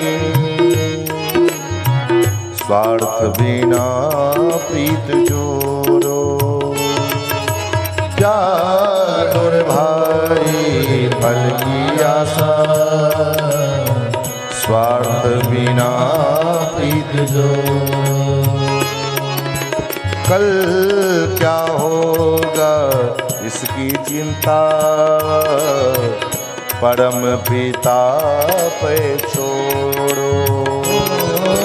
कल क्या होगा इसकी चिंता, परम पिता पे छोड़ो। क्या होनी है क्या न होनी, ओ क्या होनी है क्या न होनी, सबका उसको ज्ञान। मारने वाला है भगवान, बचाने वाला है भगवान, मारने वाला है भगवान, बचाने वाला है भगवान। हाँ, मारने वाला।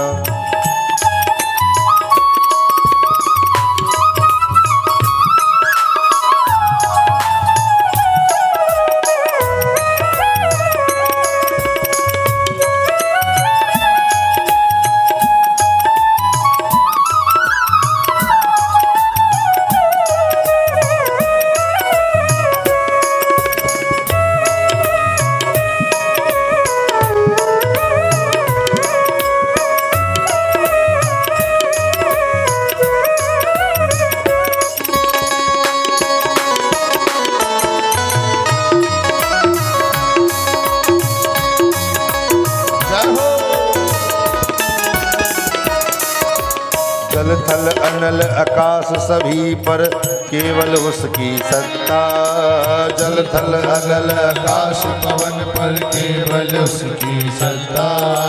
प्रभु इच्छा बिना यहाँ पर हिल न सका एक पत्ता। प्रभु इच्छा बिना यहाँ पर हिल न सका एक पत्ता।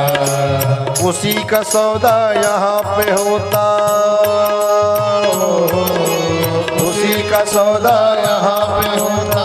उसकी शरण मारने वाला है भगवान, बचाने वाला है मारने वाला है भगवान, बचाने वाला है भगवान, मारने वाला है भगवान, बचाने वाला है भगवान, मारने वाला है भगवान, बचाने वाला है भगवान। ओ बाल नवा का होता उसका, बाल नवा का होता उसका, रक्षक दया निधान। मारने वाला है भगवान, बचाने वाला है भगवान, मारने वाला है भगवान, बचाने वाला है भगवान, बचाने वाला है भगवान, बचाने वाला है भगवान, बचाने वाला है भगवान, बचाने वाला है। प्रहलाद जी को मारने के कोई कोर कसर बाकी नहीं रखा हिरण्यकश्यप ने। गिरते गिरायो पुणी आग में जरायो। होलिका बुआ आई आग में लेकर के बैठने के लिए, लेकिन स्वयं जल के राख हो गए। क्यों? क्योंकि भगवान के जो भक्त हैं उनके साथ कोई अन्याय करता है तो उल्टा पड़ जाता है। कोई विकल्प नहीं सूझा, हिरण्यकश्यप को छोड़ दिया। जाओ जैसे रहना वैसे रहो। तो अब तक तो प्रहलाद जी अकेले भजन करते थे, लेकिन अब अपने मित्रों को भी बुलाए, मित्रों को भी समझाते हुए कहते भैया भगवान का भजन करो। मित्रों ने कहा भैया भजन तो बुढ़ापे की चीज है, बुढ़ापे में भजन कियो जाए। प्रहलाद जी ने कहा भैया बुढ़ापे में भजन ना होए, बुढ़ापे में भजन नहीं होगा। क्यों नहीं होगा? बोले बुढ़ापे में न कमर काम करेगी, न दांत काम करेगा, न आंखें काम करेगी, न कान काम करेगा। बैठ करके भजन करना चाहो ज़्यादा देर बैठ नहीं पाओगे। तीर्थ में जाना चाहो का पैर काम नहीं कर रहा है अब। इसलिए कहा भजन जो है बुढ़ापे में नहीं, भजन जो है जवानी में करना चाहिए। क्यों? क्योंकि वो भजन जो अगर जवानी में हो गए तभी जो है जो भजन भजन कहलाएगा। बुढ़ापे में तो बस टाइम पास होता है, बस बुढ़ापे में भजन नहीं हो सकता। क्योंकि बुढ़ापा किसने देखा है? आपको मालूम है कि आप बूढ़े हो गए?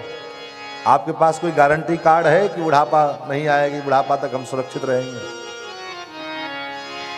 भजन कर मस्त जवानी में बुढ़ापा किसने देखा है? भजन कर मस्त जवानी में बुढ़ापा किसने देखा है? भजन कर मस्त जवानी में बुढ़ापा किसने देखा है? भजन कर मस्त जवानी में बुढ़ापा किसने देखा है? क्यों? बुढ़ापे में क्या खराबी है? बोले बुढ़ापा जब आएगा तो न कान से सुन पाओगे, न आँख से देख पाओगे, कान से बहरे हो जाओगे, कान से बहरे हो जाओगे। भजन तुम सुन नहीं पाओगे, भजन तुम सुन नहीं पाओगे, भजन तुम सुन नहीं पाओगे, भजन तुम सुन नहीं पाओगे। इसीलिए भजन सुन मस्त जवानी में बुढ़ापा किसने देखा है? भजन सुन मस्त जवानी में बुढ़ापा किसने देखा है? भजन कर मस्त जवानी में बुढ़ापा किसने देखा है? भजन कर मस्त जवानी में बुढ़ापा किसने देखा है? आँख से अंधे हो जाओगे, आँख से अंधे हो जाओगे, आँख से अंधे हो जाओगे, आँख से अंधे हो जाओगे। दरस तुम कर नहीं पाओगे, दरस तुम कर नहीं पाओगे, दरस तुम कर नहीं पाओगे, दरस तुम कर नहीं पाओगे। दरस कर मस्त जवानी में बुढ़ापा किसने देखा है? भजन कर मस्त जवानी में बुढ़ापा किसने देखा है? और मुंह में एक भी दांत नहीं रहेंगे। बुढ़ापा आएगा, मुंह में एक भी दांत नहीं। राम राम करना भी चाहो तो नहीं कर पाओगे। क्यों? बोले करोगे राम राम, दांत है नहीं, हवा निकल जाएगी, निकलेगा आम आम। इसीलिए मुंह से गूंगे हो जाओगे, मुंह से गूंगे हो जाओगे, मुंह से गूंगे हो जाओगे, मुंह से गूंगे हो जाओगे। भजन तुम गा नहीं पाओगे, भजन तुम गा नहीं पाओगे, भजन तुम गा नहीं पाओगे, भजन तुम गा नहीं पाओगे। भजन गा मस्त जवानी में बुढ़ापा किसने देखा है? भजन गा मस्त जवानी में बुढ़ापा किसने देखा है? भजन कर मस्त जवानी में बुढ़ापा किसने देखा है? भजन कर मस्त जवानी में बुढ़ापा किसने देखा है? हाथ पैर काम करना बंद कर देगा। हाथ से लूले हो जाओगे, हाथ से लूले हो जाओगे, हाथ से लूले हो जाओगे, हाथ से लूले हो जाओगे। दान तुम कर नहीं पाओगे, दान तुम कर नहीं पाओगे। बुढ़ापा में दान करना भी चाहो तो नहीं कर पाओगे। क्यों? एक आदमी था, एक कहानी सुन लो पहले। एक आदमी था महाराज, उसके मित्र हरदम कहे भैया कुछ दान कर लिया करो, दान का बड़ा महत्व है। कलयुग में तो दान का ही, धर्म के जो 4 चरण है उसमें दान, जैन के विधि की दान करे कल्याण, तो दान किया करो। बोले अभी नहीं, जब समय आएगा, मरने का समय आएगा तब दान करेंगे। बोले क्यों? तो ताजा ताजा दान, मरने के से पहले दान करेंगे, ताजा ताजा दान रहेगा, भगवान को याद रहेगी। अभी दान करें, कहीं फाइल इधर उधर हो गया तो हमारा दान तो चला जाएगा। इसलिए ताजा ताजा दान करेंगे और भगवान को याद रहेगा। तो उस समय कहाँ दान? बोले हम सब अपने हाथ में कर रखे हैं। और उसने सही में क्या किया था जहाँ उसका आसन लगा था उसके दीवार के सामने उसने दीवार कटवा करके उसमें खूब सारा पैसा जो है जमा कर दिया था।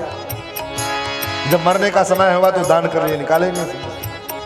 जब मृत्यु का समय आया तो कंठ अवरुद्ध हो गए, मुंह से बोली बंद हो गई, आवाज ना निकले मुंह से। मित्र आया, कहा भैया तुम कह रहे थे कि मरते समय दान करेंगे, अब तो मरने वाले हो, अब तो कुछ कहो, दान कर लो। तो महाराज इशारा करे वो दीवार, बोल तो पावे नहीं दीवार में। बेटे सब बड़े होशियार थे। बेटी ने सोचा बाबूजी तो जा ही रहे, धन काहे को जाए, धन तो कम से कम धन तो बच जाए। तो बेटों ने, मित्र ने पूछा तुम्हारे बाप क्या बोल रहा है? बोले बाबूजी कह रहे हैं कि अब बचा कहाँ है, जो था सो तो दीवार में लग गया, मकान में लग गया, घर द्वार में लग गया, कुछ है ही नहीं, तो क्या दान करें। इसीलिए जो दान करना है सो जवानी में दान कर लो, जो करना है जवानी में करो, क्योंकि जो जवानी में जो किया जाएगा वही बुढ़ापे में आपको मिलेगा। LIC करते हो बुढ़ापे में जाके क्या? कोई आदमी LIC कराता है 60 वर्ष के बाद, LIC वाला करेगा LIC? जवानी में करता है ताकि बुढ़ापा में आपको मिले, तो आप उसका भोग करो। तो LIC करोगे जवानी में, इंश्योरेंस करोगे जवानी में, तो भजन कौन करेगा बुढ़ापे में? जिसका कोई गारंटी नहीं हो, LIC इंश्योरेंस सब कराओगे जवानी के लिए, तो भजन से बड़ा इंश्योरेंस और क्या हो सकता है। दान तुम कर नहीं पाओगे, दान तुम कर नहीं पाओगे, हाथ से लूले हो जाओगे, हाथ से लूले हो जाओगे। दान कर मस्त जवानी में, बुढ़ापा किसने देखा है। दान कर मस्त जवानी में, बुढ़ापा किसने देखा है। भजन कर मस्त जवानी में, बुढ़ापा किसने देखा है।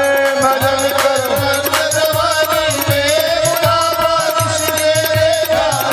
भजन कर मस्त जवानी में, बुढ़ापा किसने देखा है। भजन कर मस्त जवानी में, बुढ़ापा किसने देखा है। बुढ़ापा किसने देखा है।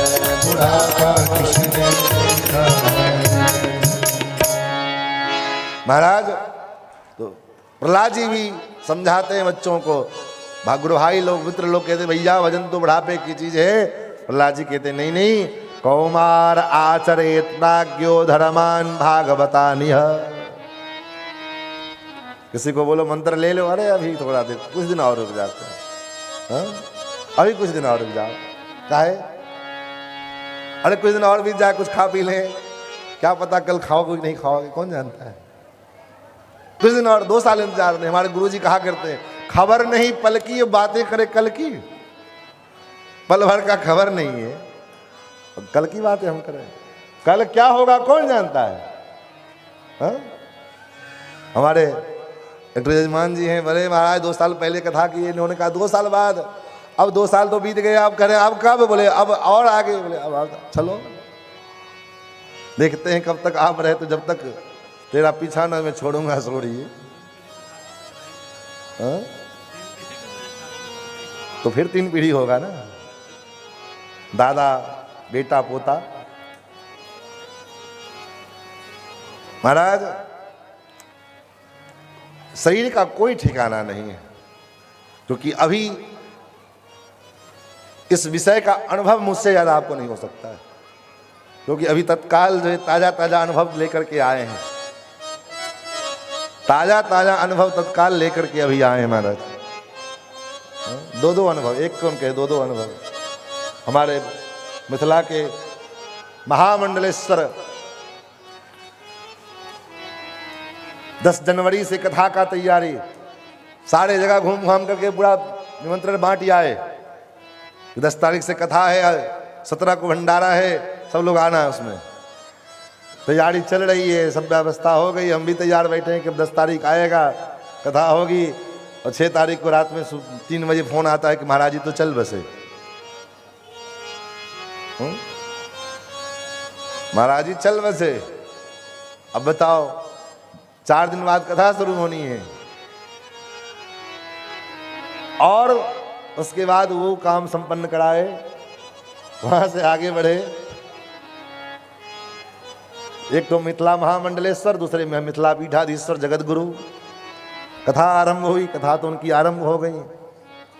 3 दिन कथा के व्यतीत हुए, सब चकाचक चल रहा था। भगवान का दिव्य जन्मोत्सव मनाया गया, राम कथा थी। जन्मोत्सव में खूब आनंद लिए और रात्रि में सबको भोजन कराए। भोजन कराने के बाद आपके विदा लेते हैं, चल दिए। तो कहने का भाव, शरीर का कोई ठिकाना नहीं है, इसलिए ये मत सोचिए कि हम कल करेंगे। कल करे सो आज कर, आज करे सो अब, पल में परले होए गो बहुरी करेगो कब।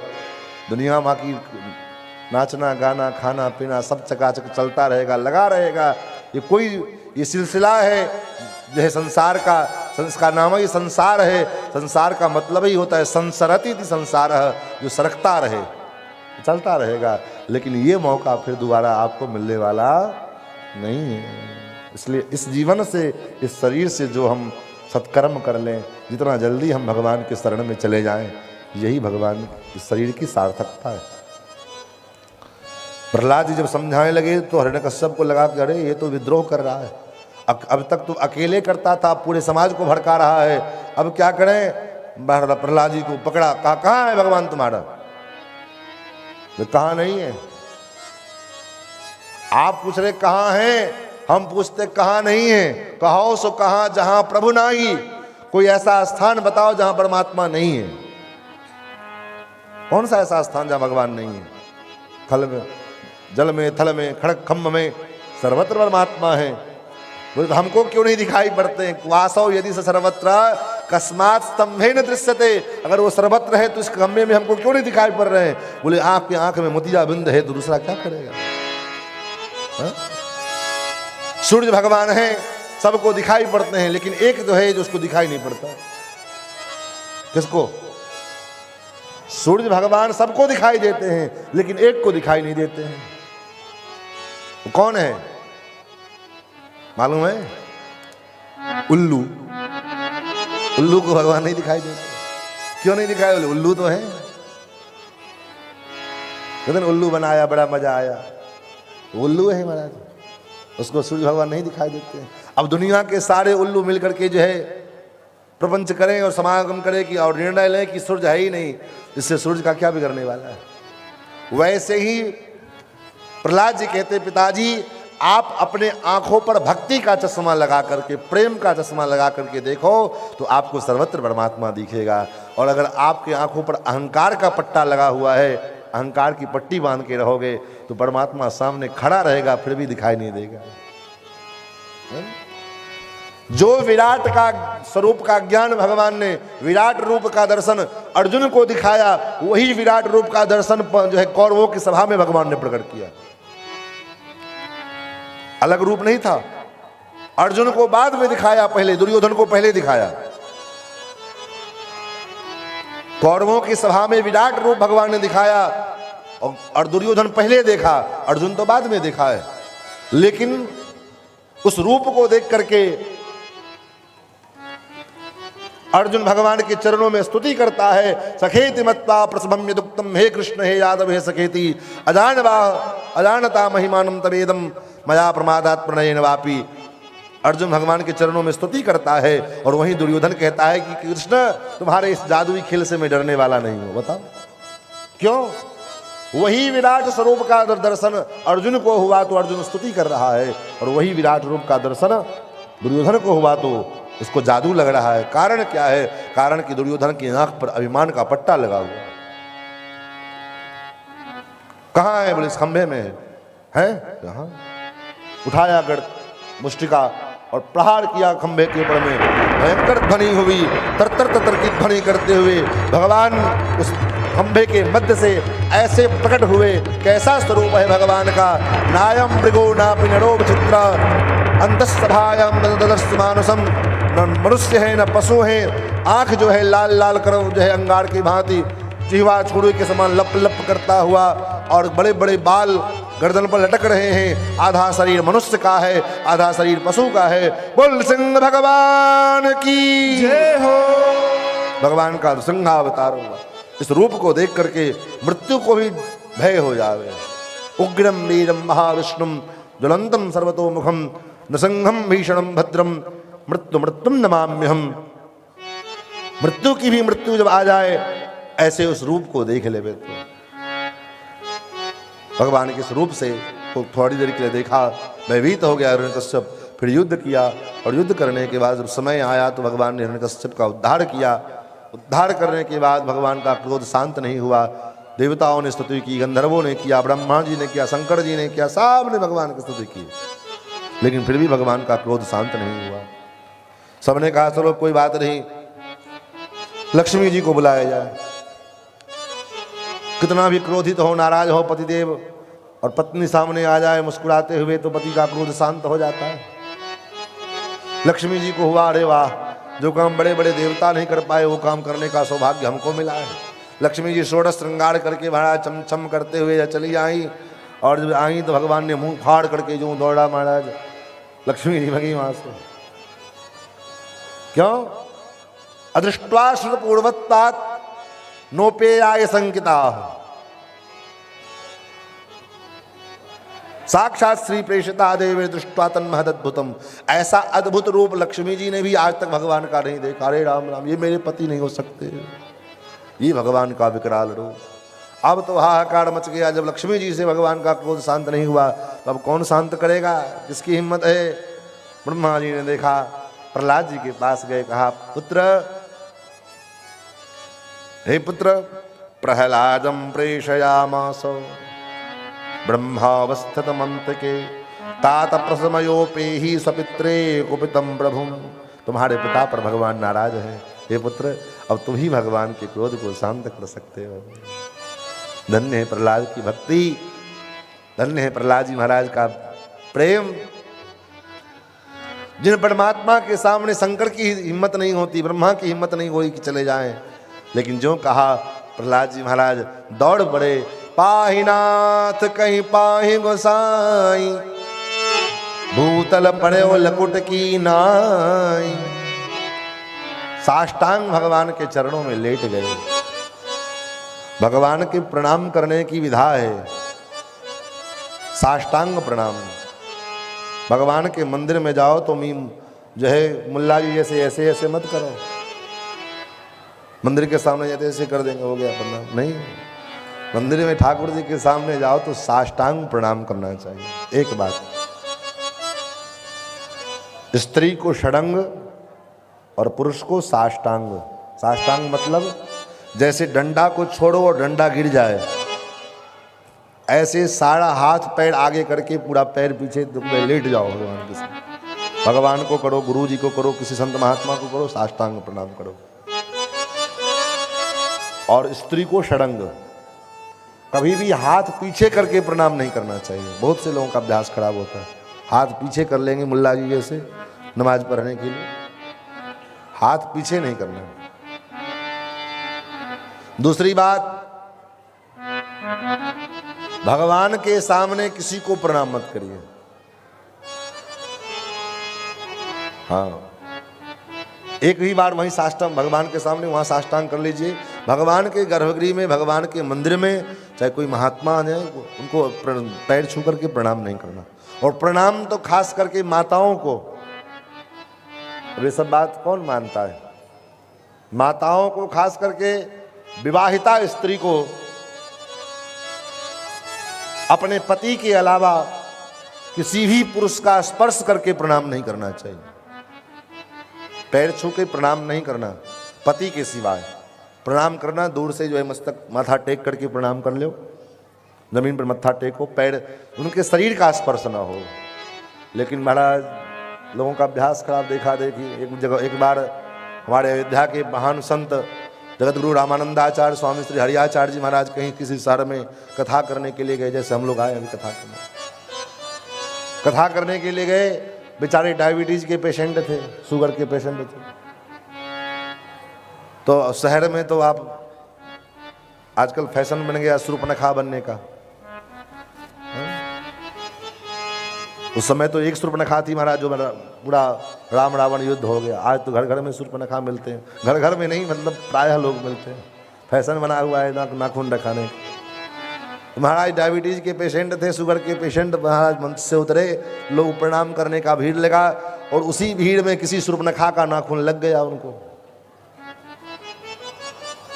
अब जो नाखून तो लग गया उस समय तो पता नहीं चला, सवेरे होते होते पैर इतना मोटा हो गया, घाव हो गए पैर में। शुगर के पेशेंट बुलाया ड्राइवर को, गला गाड़ी निकालो, अब यहाँ कथा नहीं करेंगे। बोले क्यों? बोले ये शूर्पणखा सब हमारी प्राण ले लेगी, जिएंगे तब ना कथा करेंगे। तो स्पर्श करके, पैर का स्पर्श करके प्रणाम करना स्त्री के लिए निषेध है। गुरुजी हो चाहे कोई संत महात्मा हो, दूर से उनके मत्था टेक करके उनको प्रणाम करो। केवल हाँ स्पर्श करके पति का प्रणाम करो आप, ये धर्म है स्त्री के लिए। अन्यथा कभी कभी क्या होता है ना, जो है देखा देखी धर्म के चक्कर में वो धर्म हो जाता है, धर्म नहीं होता अधर्म हो जाता है। इसलिए धर्म कर्म फलीभूत नहीं होता है। आप इतना पूजा पाठ करते हो, फलता क्यों नहीं है? बोले इसीलिए नहीं फलता है कि देखा देखी जो हम करते हैं उस चक्कर में जो है करते हैं धर्म सोच करके, हो जाता है वो अधर्म। महाराज प्रहलाद जी ने भगवान की स्तुति की है। प्रहलाद जी को भगवान ने वरदान मांगने को कहा। पहले तो बहुत बातें हुई, लेकिन प्रहलाद जी ने कहा प्रभु यही वरदान दे दो कि मैं आज के बाद कभी आपसे किसी कुछ मांगू ही मत, आपसे कुछ मांगने की इच्छा ही ना हो, यही वरदान दे दो। फिर आगे अष्टम स्कंद में भगवान का हरि अवतार गजराज के उद्धार के लिए होता है, गजराज के ऊपर कृपा की है। उसके बाद समुद्र मंथन के क्रम में भगवान का 3 अवतार,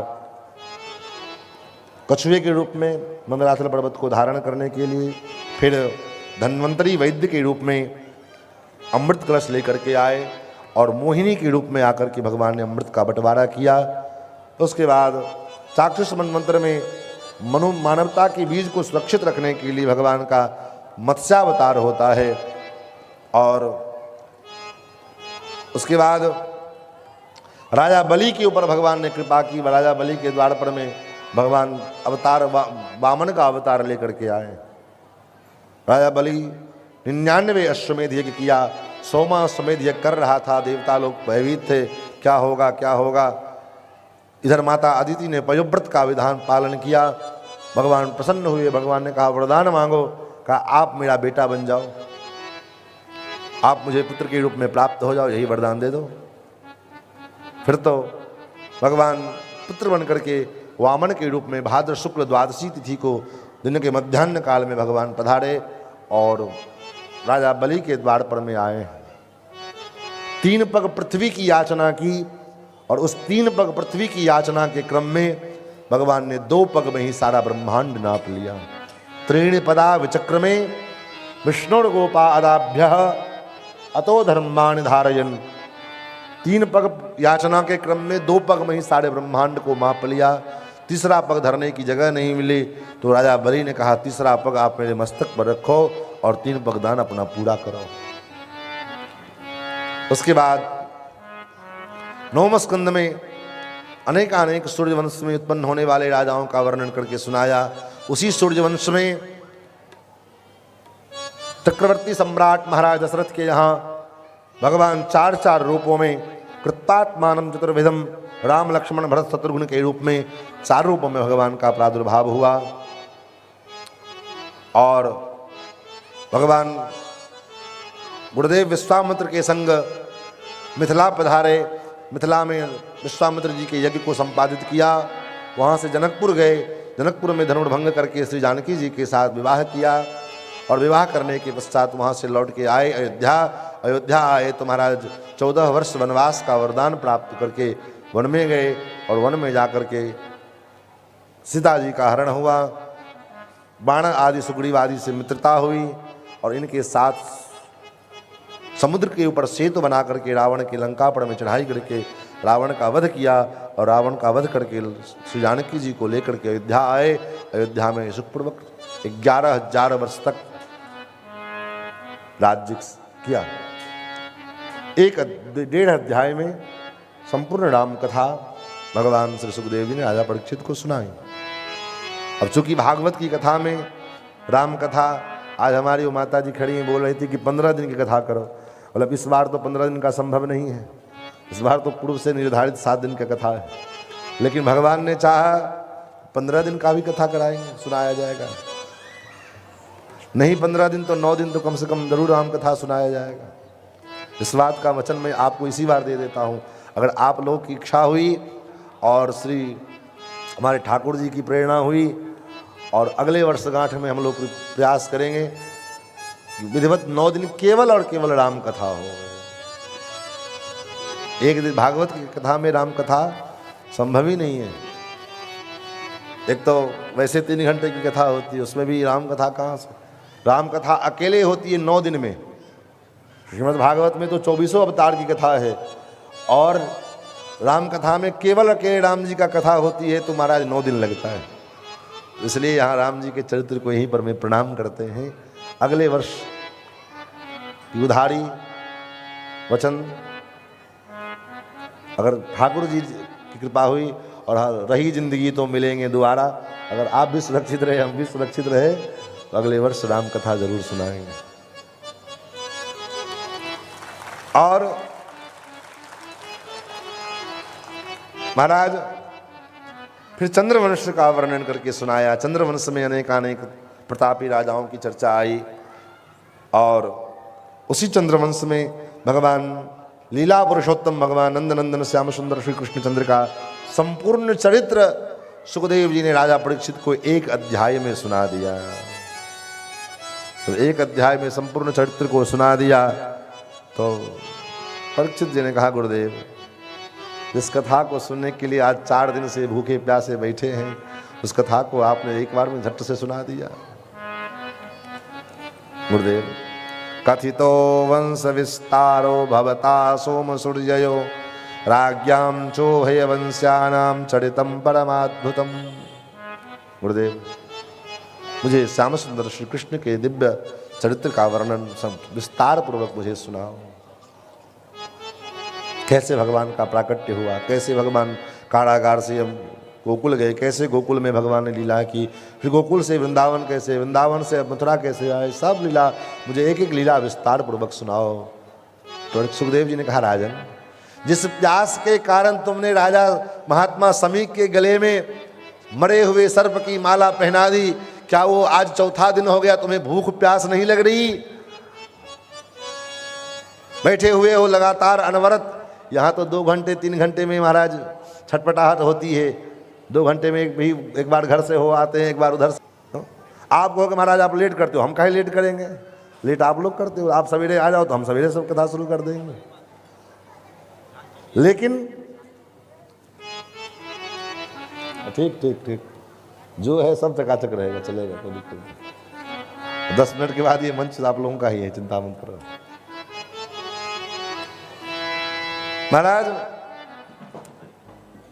4 दिन हो गए और आप तुमको भूख प्यास, बोले भूख प्यास लगती है महाराज? ऐसी बात नहीं है, हमको भी प्यास लगी है, लेकिन कैसी प्यास?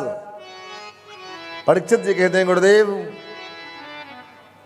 नई साति दुस्साहा क्षुण्मां त्यक्तोदमपि बाधते पिबंतम तन्मुखां भोजम अच्युतम हरिकथामृतम। आपके मुखारविंद से भगवान श्री हरि की जो कथा मैं सुन रहा हूं, इस कथा के पीते पीते पीते पीते मुझे प्यास ही नहीं लगती है। क्यों? ये कैसी कथा है? बोले अमृतम पिबंतम तन्मुखां भोजम अच्युतम हरिकथामृतम। हरिकथामृत का पान करते करते मुझे प्यास भूख सब मिट गया है, इसलिए मुझे कथा सुनाओ। फिर तो सुखदेव जी कहते, राजन कंस के अत्याचार से, दैत्यों के अत्याचार से जो है पृथ्वी कांपती हुई देवताओं के पास गई। ब्रह्मादि देवताओं ने भगवान को पुकारा। पुरुष सूक्त के द्वारा भगवान की स्तुति गाई है। पुरुषम पुरुष सूक्तेना उतस्थे समाहितः। उसी समय आकाशवाणी हुई, चिंता मत करो भगवान ने आकाशवाणी में कहा मैं अवतार लूँगा। और भगवान उसी समय वसुदेव के विवाह हुए। देवकी के संग देवकी को लेकर के जो है कंस बड़े भाव से बड़े प्रेम से बहन को विदा कराने के लिए ले जा रहा था। आकाशवाणी हुई, अरे मूर्ख अस्यास्त्वामष्टमो गर्भो हंतायाम बहसे अबुध। अरे मूर्ख जिस बहन को तू बड़े लाड़ प्यार दुलार से लेकर के जा रहा है, इसी का 8वां लाल तेरा काल होगा। इतना जो सुना, कूद गया रथ से, अपनी बहन के केश को पकड़ करके नीचे खींचा, तलवार लेकर के मारने चला। उसी समय वसुदेव जी ने कहा, महाराज इससे तो आपको कोई खतरा नहीं, इसके बच्चे से खतरा है ना। मैं आपको वचन देता हूँ, इसके जो भी संतानें होंगी मैं ला करके आपको दे दूँगा। ठीक, पहला बच्चा हुआ, ला करके दिया, कहा इसको ले जाओ, इससे मुझे कोई खतरा नहीं है। नारद जी आए, नारद जी ने कहा क्या कर रहे हो? देवता बड़े चालाक हैं, किधर से 8वां गिन लेंगे पता ही नहीं चलेगा, फोकट में मारे जाओगे। तो क्या करें? बोले सबको मार दे। बोले बिल्कुल, अब हम क्यों कहें मारो कि नहीं मारो, तुम्हारी इच्छा। कारागार में डाल दिया वसुदेव जी को, और क्रमशः 1 2 3 4 5 6 बच्चों को जन्म लेते गए और मारते चले गए। 7वें गर्भ के रूप में स्वयं जो है शेष जी आए भगवान के। तो शेष जी आए तो शेष जी को योग माया के द्वारा भगवान देवकी के गर्भ से खींच करके माँ रोहिणी के गर्भ में स्थापित किया। तो एक गर्भ तो ऐसे चला गया। 8म गर्भ के रूप में भगवान स्वयं पधारे, देवकी का गर्भ चमकने लगा। कंस ने पहरेदारों को बढ़ा दिया, सिपाही सैनिक बढ़ाए, और धीरे धीरे समय व्यतीत होने लगा। भादव महीने का कृष्ण पक्ष की रात्रि, 8वीं तिथि, रोहिणी नक्षत्र, और मध्यरात्रि का जब समय आया, जोग लगन ग्रहवार तिथि सकल भय अनुकूल। सुखदेव जी कहते, राजन अथ सर्वगुणोपेतः काल परम शोभन। तो भगवान के प्राकट्य का समय आया तो काल जो था परम शोभनीय हो गया। अब विचार करो, काल भी कहीं शोभनीय होता है, लेकिन काल यहाँ परम शोभनीय हो गया। क्यों? क्योंकि काल के ही स्वामी आ रहे हैं, काल के भी महाकाल आ रहे हैं, काल के स्वामी पधार रहे हैं। सुखदेव जी कहते हैं, दिशा प्रसेदुर गगनम निर्मलोडगणोदयम। 10 दिशाएं प्रसन्न हो गए। नदियों में जो है, भादव के महीने में नदियों में मटमैला जल होता है, लेकिन यहाँ पर में तो प्रसन्न नद्या प्रसन्न सलिलाह, नदियों में जो है स्वच्छ सुंदर बात जो है जल प्रवाहित होने लगा। और रात के 12 बजे में ब्राह्मणों के घर में जो अग्निहोत्र की अग्नियां थी वो अपने आप प्रज्वलित होने लगी। जो किन्नर गंधर्वास्तुष्टवसिद्ध चारण, आकाश में गंधर्व किन्नर ये सब महाराज गीत गाने लगे। विद्याधर लोग नाचने लगे, अप्सराएं नृत्य करने लगी। मंद मंद जो है जल की धाराएं गिर रही है, आकाश में बिजली चमक रही है, और मंद मंद मनुगर्जति मेघ जो है, मेघ मंद मंद जो है गर्जना कर रहे हैं। ऐसा दिव्य वातावरण मानो भगवान की स्तुति कर रहे हैं। देवता लोग गर्भस्तुति करने के लिए आए और गर्भस्तुति करके चले गए। गर्भस्तुति करके चले, ठीक मध्यरात्रि में वसुदेव जी को की निद्रा खुली और वसुदेव जी ने देखा, तमद्भुतम बालकमंबुजे क्षणम चतुर्भुजम शंख गदायुधायुधम श्रीवत्स लक्ष्मम गलशोभिकौस्तुभम पीतांबरम सांद्रपयोध सौभगम। अद्भुत बालक को देखा। कैसे बालक हैं?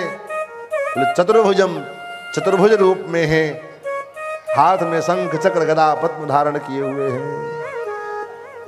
और क्या अद्भुत है बालक में, जिसके बाल बाल में रोम रोम में अनेक ब्रह्मांड लटक रहे हैं, ऐसे बालक को देखा।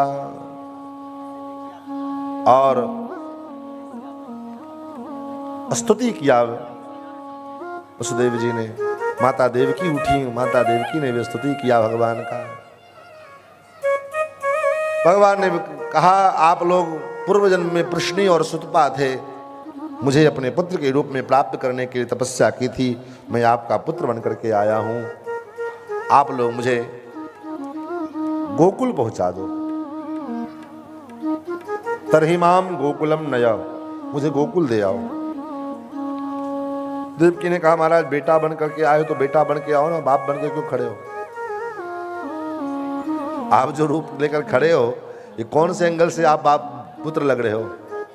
4 हाथ, बड़े बड़े केस, दांत, सब, ये किस एंगल से आप पुत्र लग रहे हो? आप तो बाप लग रहे हो, जगत के पिता लग रहे हो। कौन आपको अपना पुत्र मानेगा?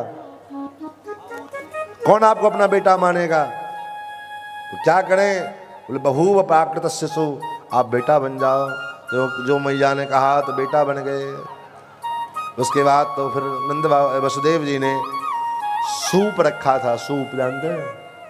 गेहूं फटकने साफ करने वाला सूप। उसी में बालक को कपड़े में लपेट करके और धर लिया और सूप में जैसे मस्तक पर धारण किए तो मस्तक पर रखते ही उनकी जितने हथकड़ी बेड़ी थे सब टूट गए, खुल गए। कारागार का द्वार खुल गया। मानो संकेत क्या है? बोले संकेत यही है कि हथकड़ी बेड़ी क्या है? बोले ये बंधन है। और जिस दिन हम भगवान को अपने मस्तक पर धारण कर लेते हैं, हम अपने आप को भगवान को सौंप देते हैं, तो अपने आप संसार के सारे बंधन छूट जाते हैं। बंधन को छुड़वाने के लिए कुछ करने की जरूरत नहीं पड़ती। महाराज लेकर के जैसे चले, पीछे से शेष जी महाराज फण फैलाए हुए भगवान के छत्र का काम कर रहे हैं। यमुना पार करके और गोकुल में प्रवेश किया। गोकुल में ले जाकर के मैया यशोदा के महल में प्रवेश किए। मैया यशोदा सो रही हैं और सोते हुए अवस्था में मैया यशोदा के पलंग पर में वसुदेव जी ने लाल जी को पौढ़ाया और बगल में एक लाली सोई हुई थी, उनको अपने गोद में उठा लिया और भगवान का स्मरण करते हुए, भगवान का चिंतन करते हुए श्री वसुदेव जी महाराज लाली को लेकर के पुनः मथुरा में पधारे। जब मथुरा में पधारे तो महाराज जैसे मथुरा कारागार में आए, कारागार का द्वार बंद हो गया, हथकड़ी बेड़ी बंद हो गई और एक कन्या और लाली जोर जोर से रोने लगी। अब जोर जोर से रोने लगी तो कंस के सिपाही सैनिक जग गए। कंस को खबर लगी। कंस ने जो है तुरंत महाराज आधी रात में खड्ग लेकर के दौड़ता हुआ आया। देवकी ने कहा भैया ये तो बेटी है, लाली है, इससे आपको क्या खतरा हो सकता है? बोले लाला हो कि लाली हो। देव जो है आकाशवाणी ने कहा कि अष्टम गर्भ, तो अष्टम गर्भ के रूप में चाहे लाला हो कि लाली हो, जो भी है इसको मैं मारूंगा। और कंस उस बालिका के पैर को पकड़ करके पत्थर पर पटकने के लिए जो छोड़ा, मस्तक पर लात मार करके वो भगवती भद्रकाली का रूप धारण करके आकाश में प्रकट हो गई और कहा अरे दुष्ट तुम क्या मुझे मारोगे? तुम्हें मारने वाला तो इस ब्रजमंडल में कहीं प्रकट हो चुका है। फिर तो कंस बड़बड़ाता हुआ, चिल्लाता हुआ, चीखता हुआ चला गया। अब हम लोग भी चलें गोकुल की ओर, जहां गोकुल में आनंद होने वाला है, बधाई बजने वाली है। सवेरा हुआ नवमी के प्रातः काल, मध्याह्न रात्रि व्यतीत हुई। ब्रह्म मुहूर्त में मैया यशोदा के भवन में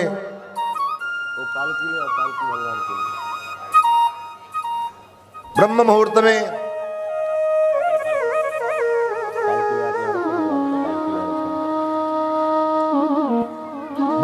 में सुनंदा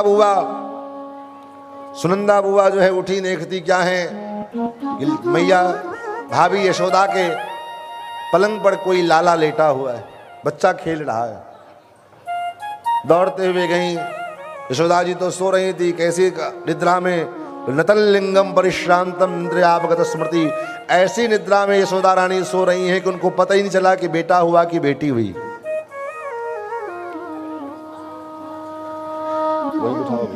तो बुलाएंगे तब महाराज। सुनंदा बुआ कौन थी? बोले नंद बाबा की बहन। बड़े आस लेकर के आई थी कि भाभी के घर लाला को जन्म होएगा तो बड़े सारे नेग मिलेंगे, बहुत सारा नेग मिलेगा, बधाई मिलेगी। तो आज वो आस पूरी हो गई। वो आस जब पूरी हुई, सुनंदा बुआ ने यशोदा रानी को जगाया, अरे यशोदे तो इतनी गहरी नींद में सो रही है, तैने इतने सुंदर लाला को जन्म दियो दे करके सोई रही हो। थाली पीटने लगी और थाली पीटते हुए बाहर निकली, बाबा बाबा। लोगों ने पूछा कहाँ भाई? बोले बाबा कहाँ है? बोले बाबा तो गौशाला में है, गोष्ठ में है। क्या कर रहे बाबा गोष्ठ में? बोले बाबा माला सरकार रहे हैं, बाबा माला जप रहे हैं। काय चीज़ के माला जप रहे हैं? बोले अभय तो भयो नाय आगे को पतो नाय, अभय तो भयो नाय आगे को पतो नाय। अभी तो भया नहीं, आगे का पता नहीं। तब तक सुनंदा बुआ आई, बाबा बधाई हो। बोले काय बात की? बोले बोले नेक निकालो, कछु नेक दो। बाबा ने तुरंत अपने गले की हार निकाल करके दे दी, ले बोले इतने तो काम ना चरवे वारो है। तब बोले और कछु चाह नहीं? बोले हाँ तो ठीक है। बाबा ने तिजोरी की चाबी निकाली और दे दी, ले जो चाहिए सो निकाल ले, लेकिन जल्दी बता ना तो मेरी सांसें रुक जाएंगी, मेरी धड़कन बंद हो जाएगी। बाबा आज बर्फी सी ब्रज नारी बनी, गुझिया सो गोप और पुआ सो माला, जायो यशोदा जलेबी सी रानी नो,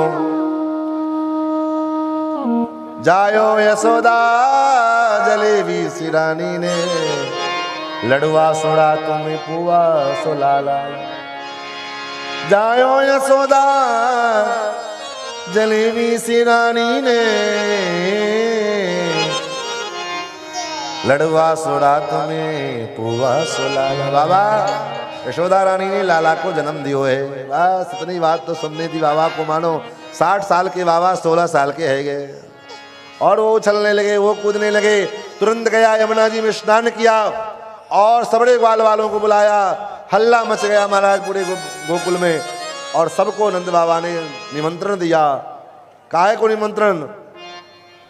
अरे नंद के आनंद भयो जय कन्हैया लाल की, नंद के आनंद भयो जय कन्हैया लाल की, नंद के आनंद भयो जय कन्हैया लाल की, नंद के आनंद भयो जय कन्हैया लाल की। आप लोगों को गरबा करने का अभ्यास है, इसलिए गरबा की धुन पर में मदिया गा रहे हैं। तो आप लोग कम से कम नहीं खड़े होकर के, तो कम से कम बैठे बैठे जो है आनंद लीजिए और उत्सव का आनंद लीजिए। बैठे बैठे उठना नहीं है। अंध के आनंद भयो जय कन्हैया लाल की, नंद के आनंद भयो जय कन्हैया लाल की, जय कन्हैया लाल की जय हो गोपाल की, जय कन्हैया लाल की जय हो गोपाल की, जय कन्हैया लाल की मदन गोपाल की, जय कन्हैया लाल की मदन गोपाल की। ओहो ओहो ओहो ओहो नंद के आनंद भयो जय कन्हैया लाल की, नंद के आनंद भयो जय कन्हैया लाल की।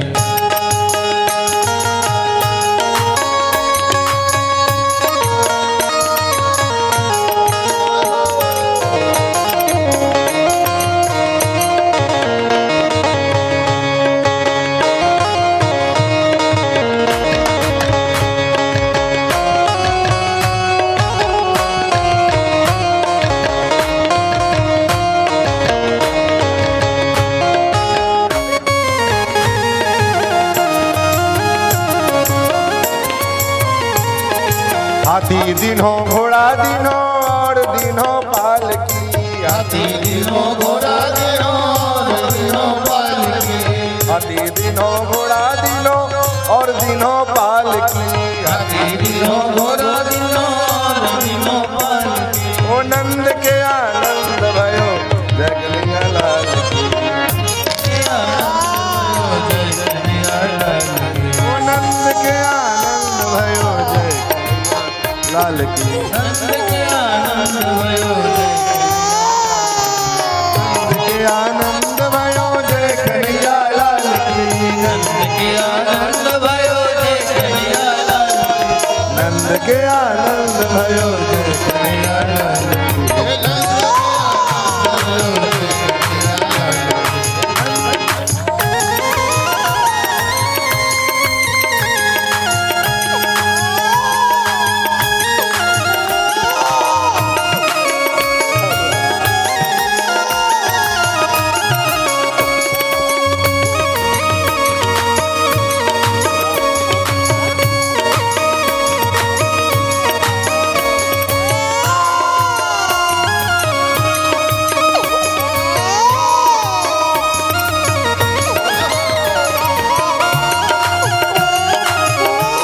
जिनको भगवान ने हाथ दिया हो दोनों तालियां ऊपर करके दोनों हाथ उठाइए।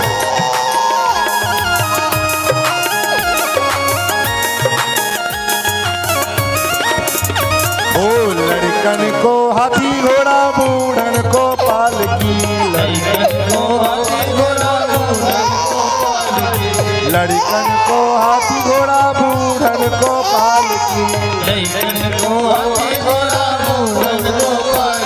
ओ लड़कन को हाथी घोड़ा बूढ़न को पालकी, लड़कन को हाथी घोड़ा बूढ़न को पालकी। ओ नंद के आनंद भयो जय कन्हैया लाल की, नंद के आनंद भयो जय कन्हैया लाल की, नंद के आनंद भयो जय कन्हैया लाल की, जय कन्हैया लाल की मदन गोपाल की, जय कन्हैया लाल की मदन गोपाल की, जय कन्हैया लाल की मदन गोपाल की, जय कन्हैया लाल की मदन गोपाल की। नंद के आनंद भयो जय कन्हैया लाल की, नंद के आनंद भयो जय कन्हैया लाल की।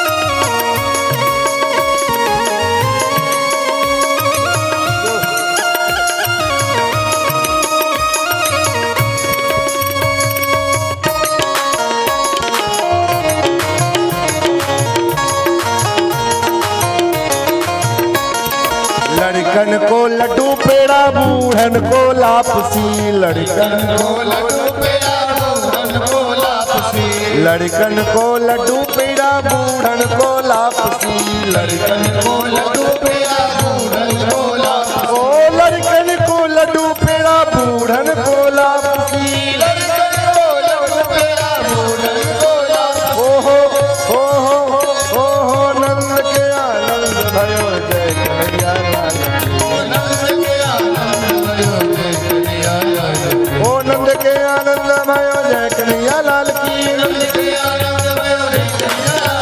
नंद के आनंद भयो जय कन्हैया लाल की, नंद के आनंद भयो जय कन्हैया लाल की, नंद के आनंद भयो जय कन्हैया लाल की, नंद के आनंद भयो जय कन्हैया लाल की, नंद के आनंद भयो जय कन्हैया लाल की, नंद के आनंद भयो जय कन्हैया लाल की, नंद के आनंद भयो जय कन्हैया लाल की, जय कन्हैया लाल की मदन गोपाल की, जय कन्हैया लाल की मदन गोपाल की, जय कन्हैया लाल की मदन गोपाल की, जय कन्हैया लाल की मदन गोपाल की। नंद के आनंद भयो जय कन्हैया लाल की, नंद के आनंद भयो जय कन्हैया लाल की, नंद के आनंद भयो जय कन्हैया लाल की, नंद के आनंद भयो। बोलिए नंद के लाला की यशोदा कुमार की जय। सबड़े ब्रजवासियों ने को पता लगा, धीरे धीरे कानों कानों बात चलने लगी है। आपको भी तो पता चल गया होगा कि नहीं चला? पता चलने में कोई कमर कसर बाकी है? हाँ, पता चल गया। आइए हम लोग जो है पता लग ही गया है तो कुछ उत्सव मना ले, आनंद कर लें। और हमारे यजमान जी लोग अपना बारी बारी से भगवान का पूजन कर लेंगे और पूजन करने के बाद जो हमारे जो यजमान लोग हैं, हमारे जो संगीतज्ञ लोग हैं, क्योंकि उन लोगों को भी जो है बधाई में उत्सव में तो घर में संगीत होए तो कोई उत्सव का काम हो तो उन लोगों को भी आशा लगी रहती है कि हमको भी कुछ मिले। इसलिए एक एक करके आप लोग आएंगे और इन लोगों को भी देंगे। और बाकी जितने लोग आप लोग नीचे बैठे हैं वो सब आप मंच पर अगर चढ़ने लगे जाएं तो पता लगा सवेरे से शाम रात सुबह हो जाएगी। इसलिए ठाकुर जी को हम लोगों ने नीचे पालने में पधरा दिया है। तो लाल जी नीचे पालने में विराजमान हैं। आप लोग धीरे धीरे अपना धक्का मुक्की किए बगैर वहीं ठाकुर जी को बधाइयाँ जो देना हो सो दे देना। ऊपर आने की जो इच्छा मत करना। आइए तो ठाकुर जी का हम लोग उत्सव मनावें। और कहाँ गए वसुदेव जी महाराज? वसुदेव जी अपने लाला को संभाले। हम अपने लाला को संभाले, आप अपने लाला को संभालो।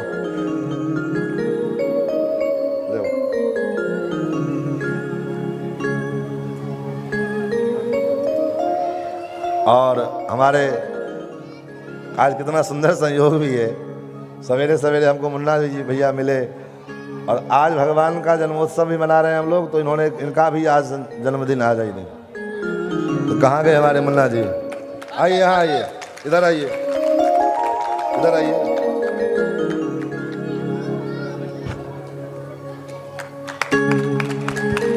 ऐसे ही आप जो है आनंद मनाते रहिए खूब अचकाचक, और दिन दुना रात चौगुना भगवान करें, आगे बढ़ें, यही व्यासपीठ से मंगल कामना। आइए हम लोग जो है अब ठाकुर जी के जन्मोत्सव की लीला का आनंद लें। बोल नंद के लाला की 100 बार बधाई लोगों, 100 बार बधाई लोगों, अरे लाखों बार बधाई।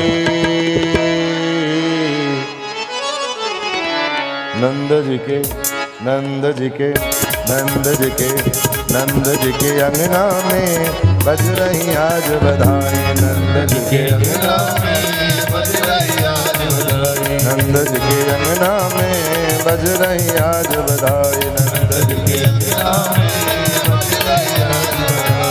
ओ 100 बार बधाई लोगों, 100 बार बधाई लोगों, 100 बार बधाई लोगों, 100 बार बधाई लोगों, लाखों बार बधाई।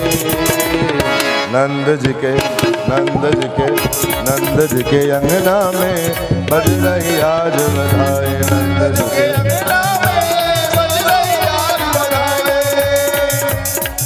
उधर नहीं, उधर नहीं, उधर नहीं, उधर नहीं, ऑर्गन की तरफ फूल मत दीजिए। ओ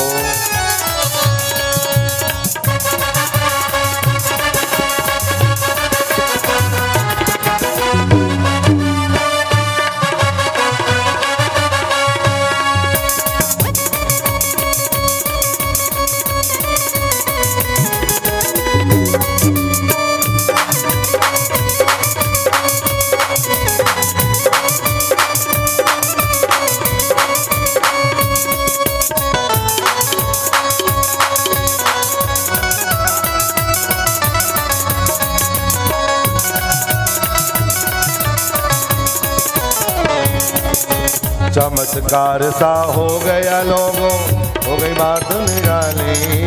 चमत्कार सा हो गया लोगों, हो गई बात निराली।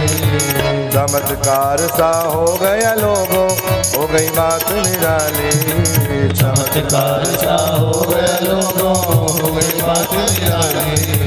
रात ही रात में नंद बाबा के, रात ही रात में नंद बाबा के, रात ही रात में नंद बाबा के, रात ही रात में नंद बाबा के, अरे दाढ़ी हो गई काली।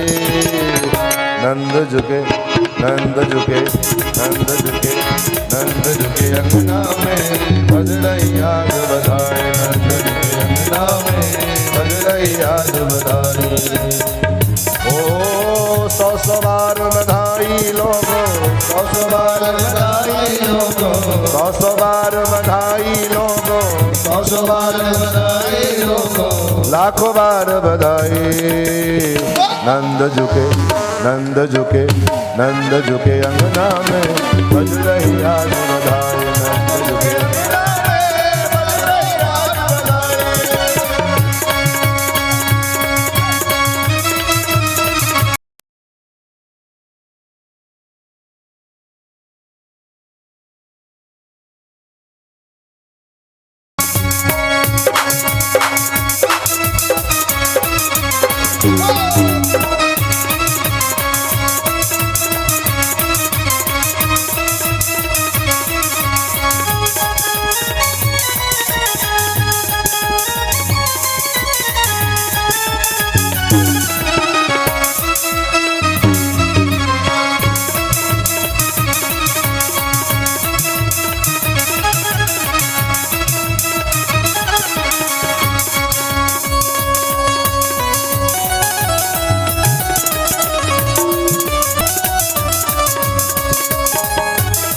नंद झुके अंगना में बज रही आज बधाई। नंद झुके अंगना में बज रही आज बधाई। सौ बार बधाई लोगों, सौ बार बधाई लोगों, सौ बार बधाई लोगों, सौ बार बधाई लोगों, लाखों बार बधाई। नंद झुके, नंद झुके, नंद झुके अंगना में, बज रही आज बधाई। नंद झुके अंगना में, बज रही आज बधाई।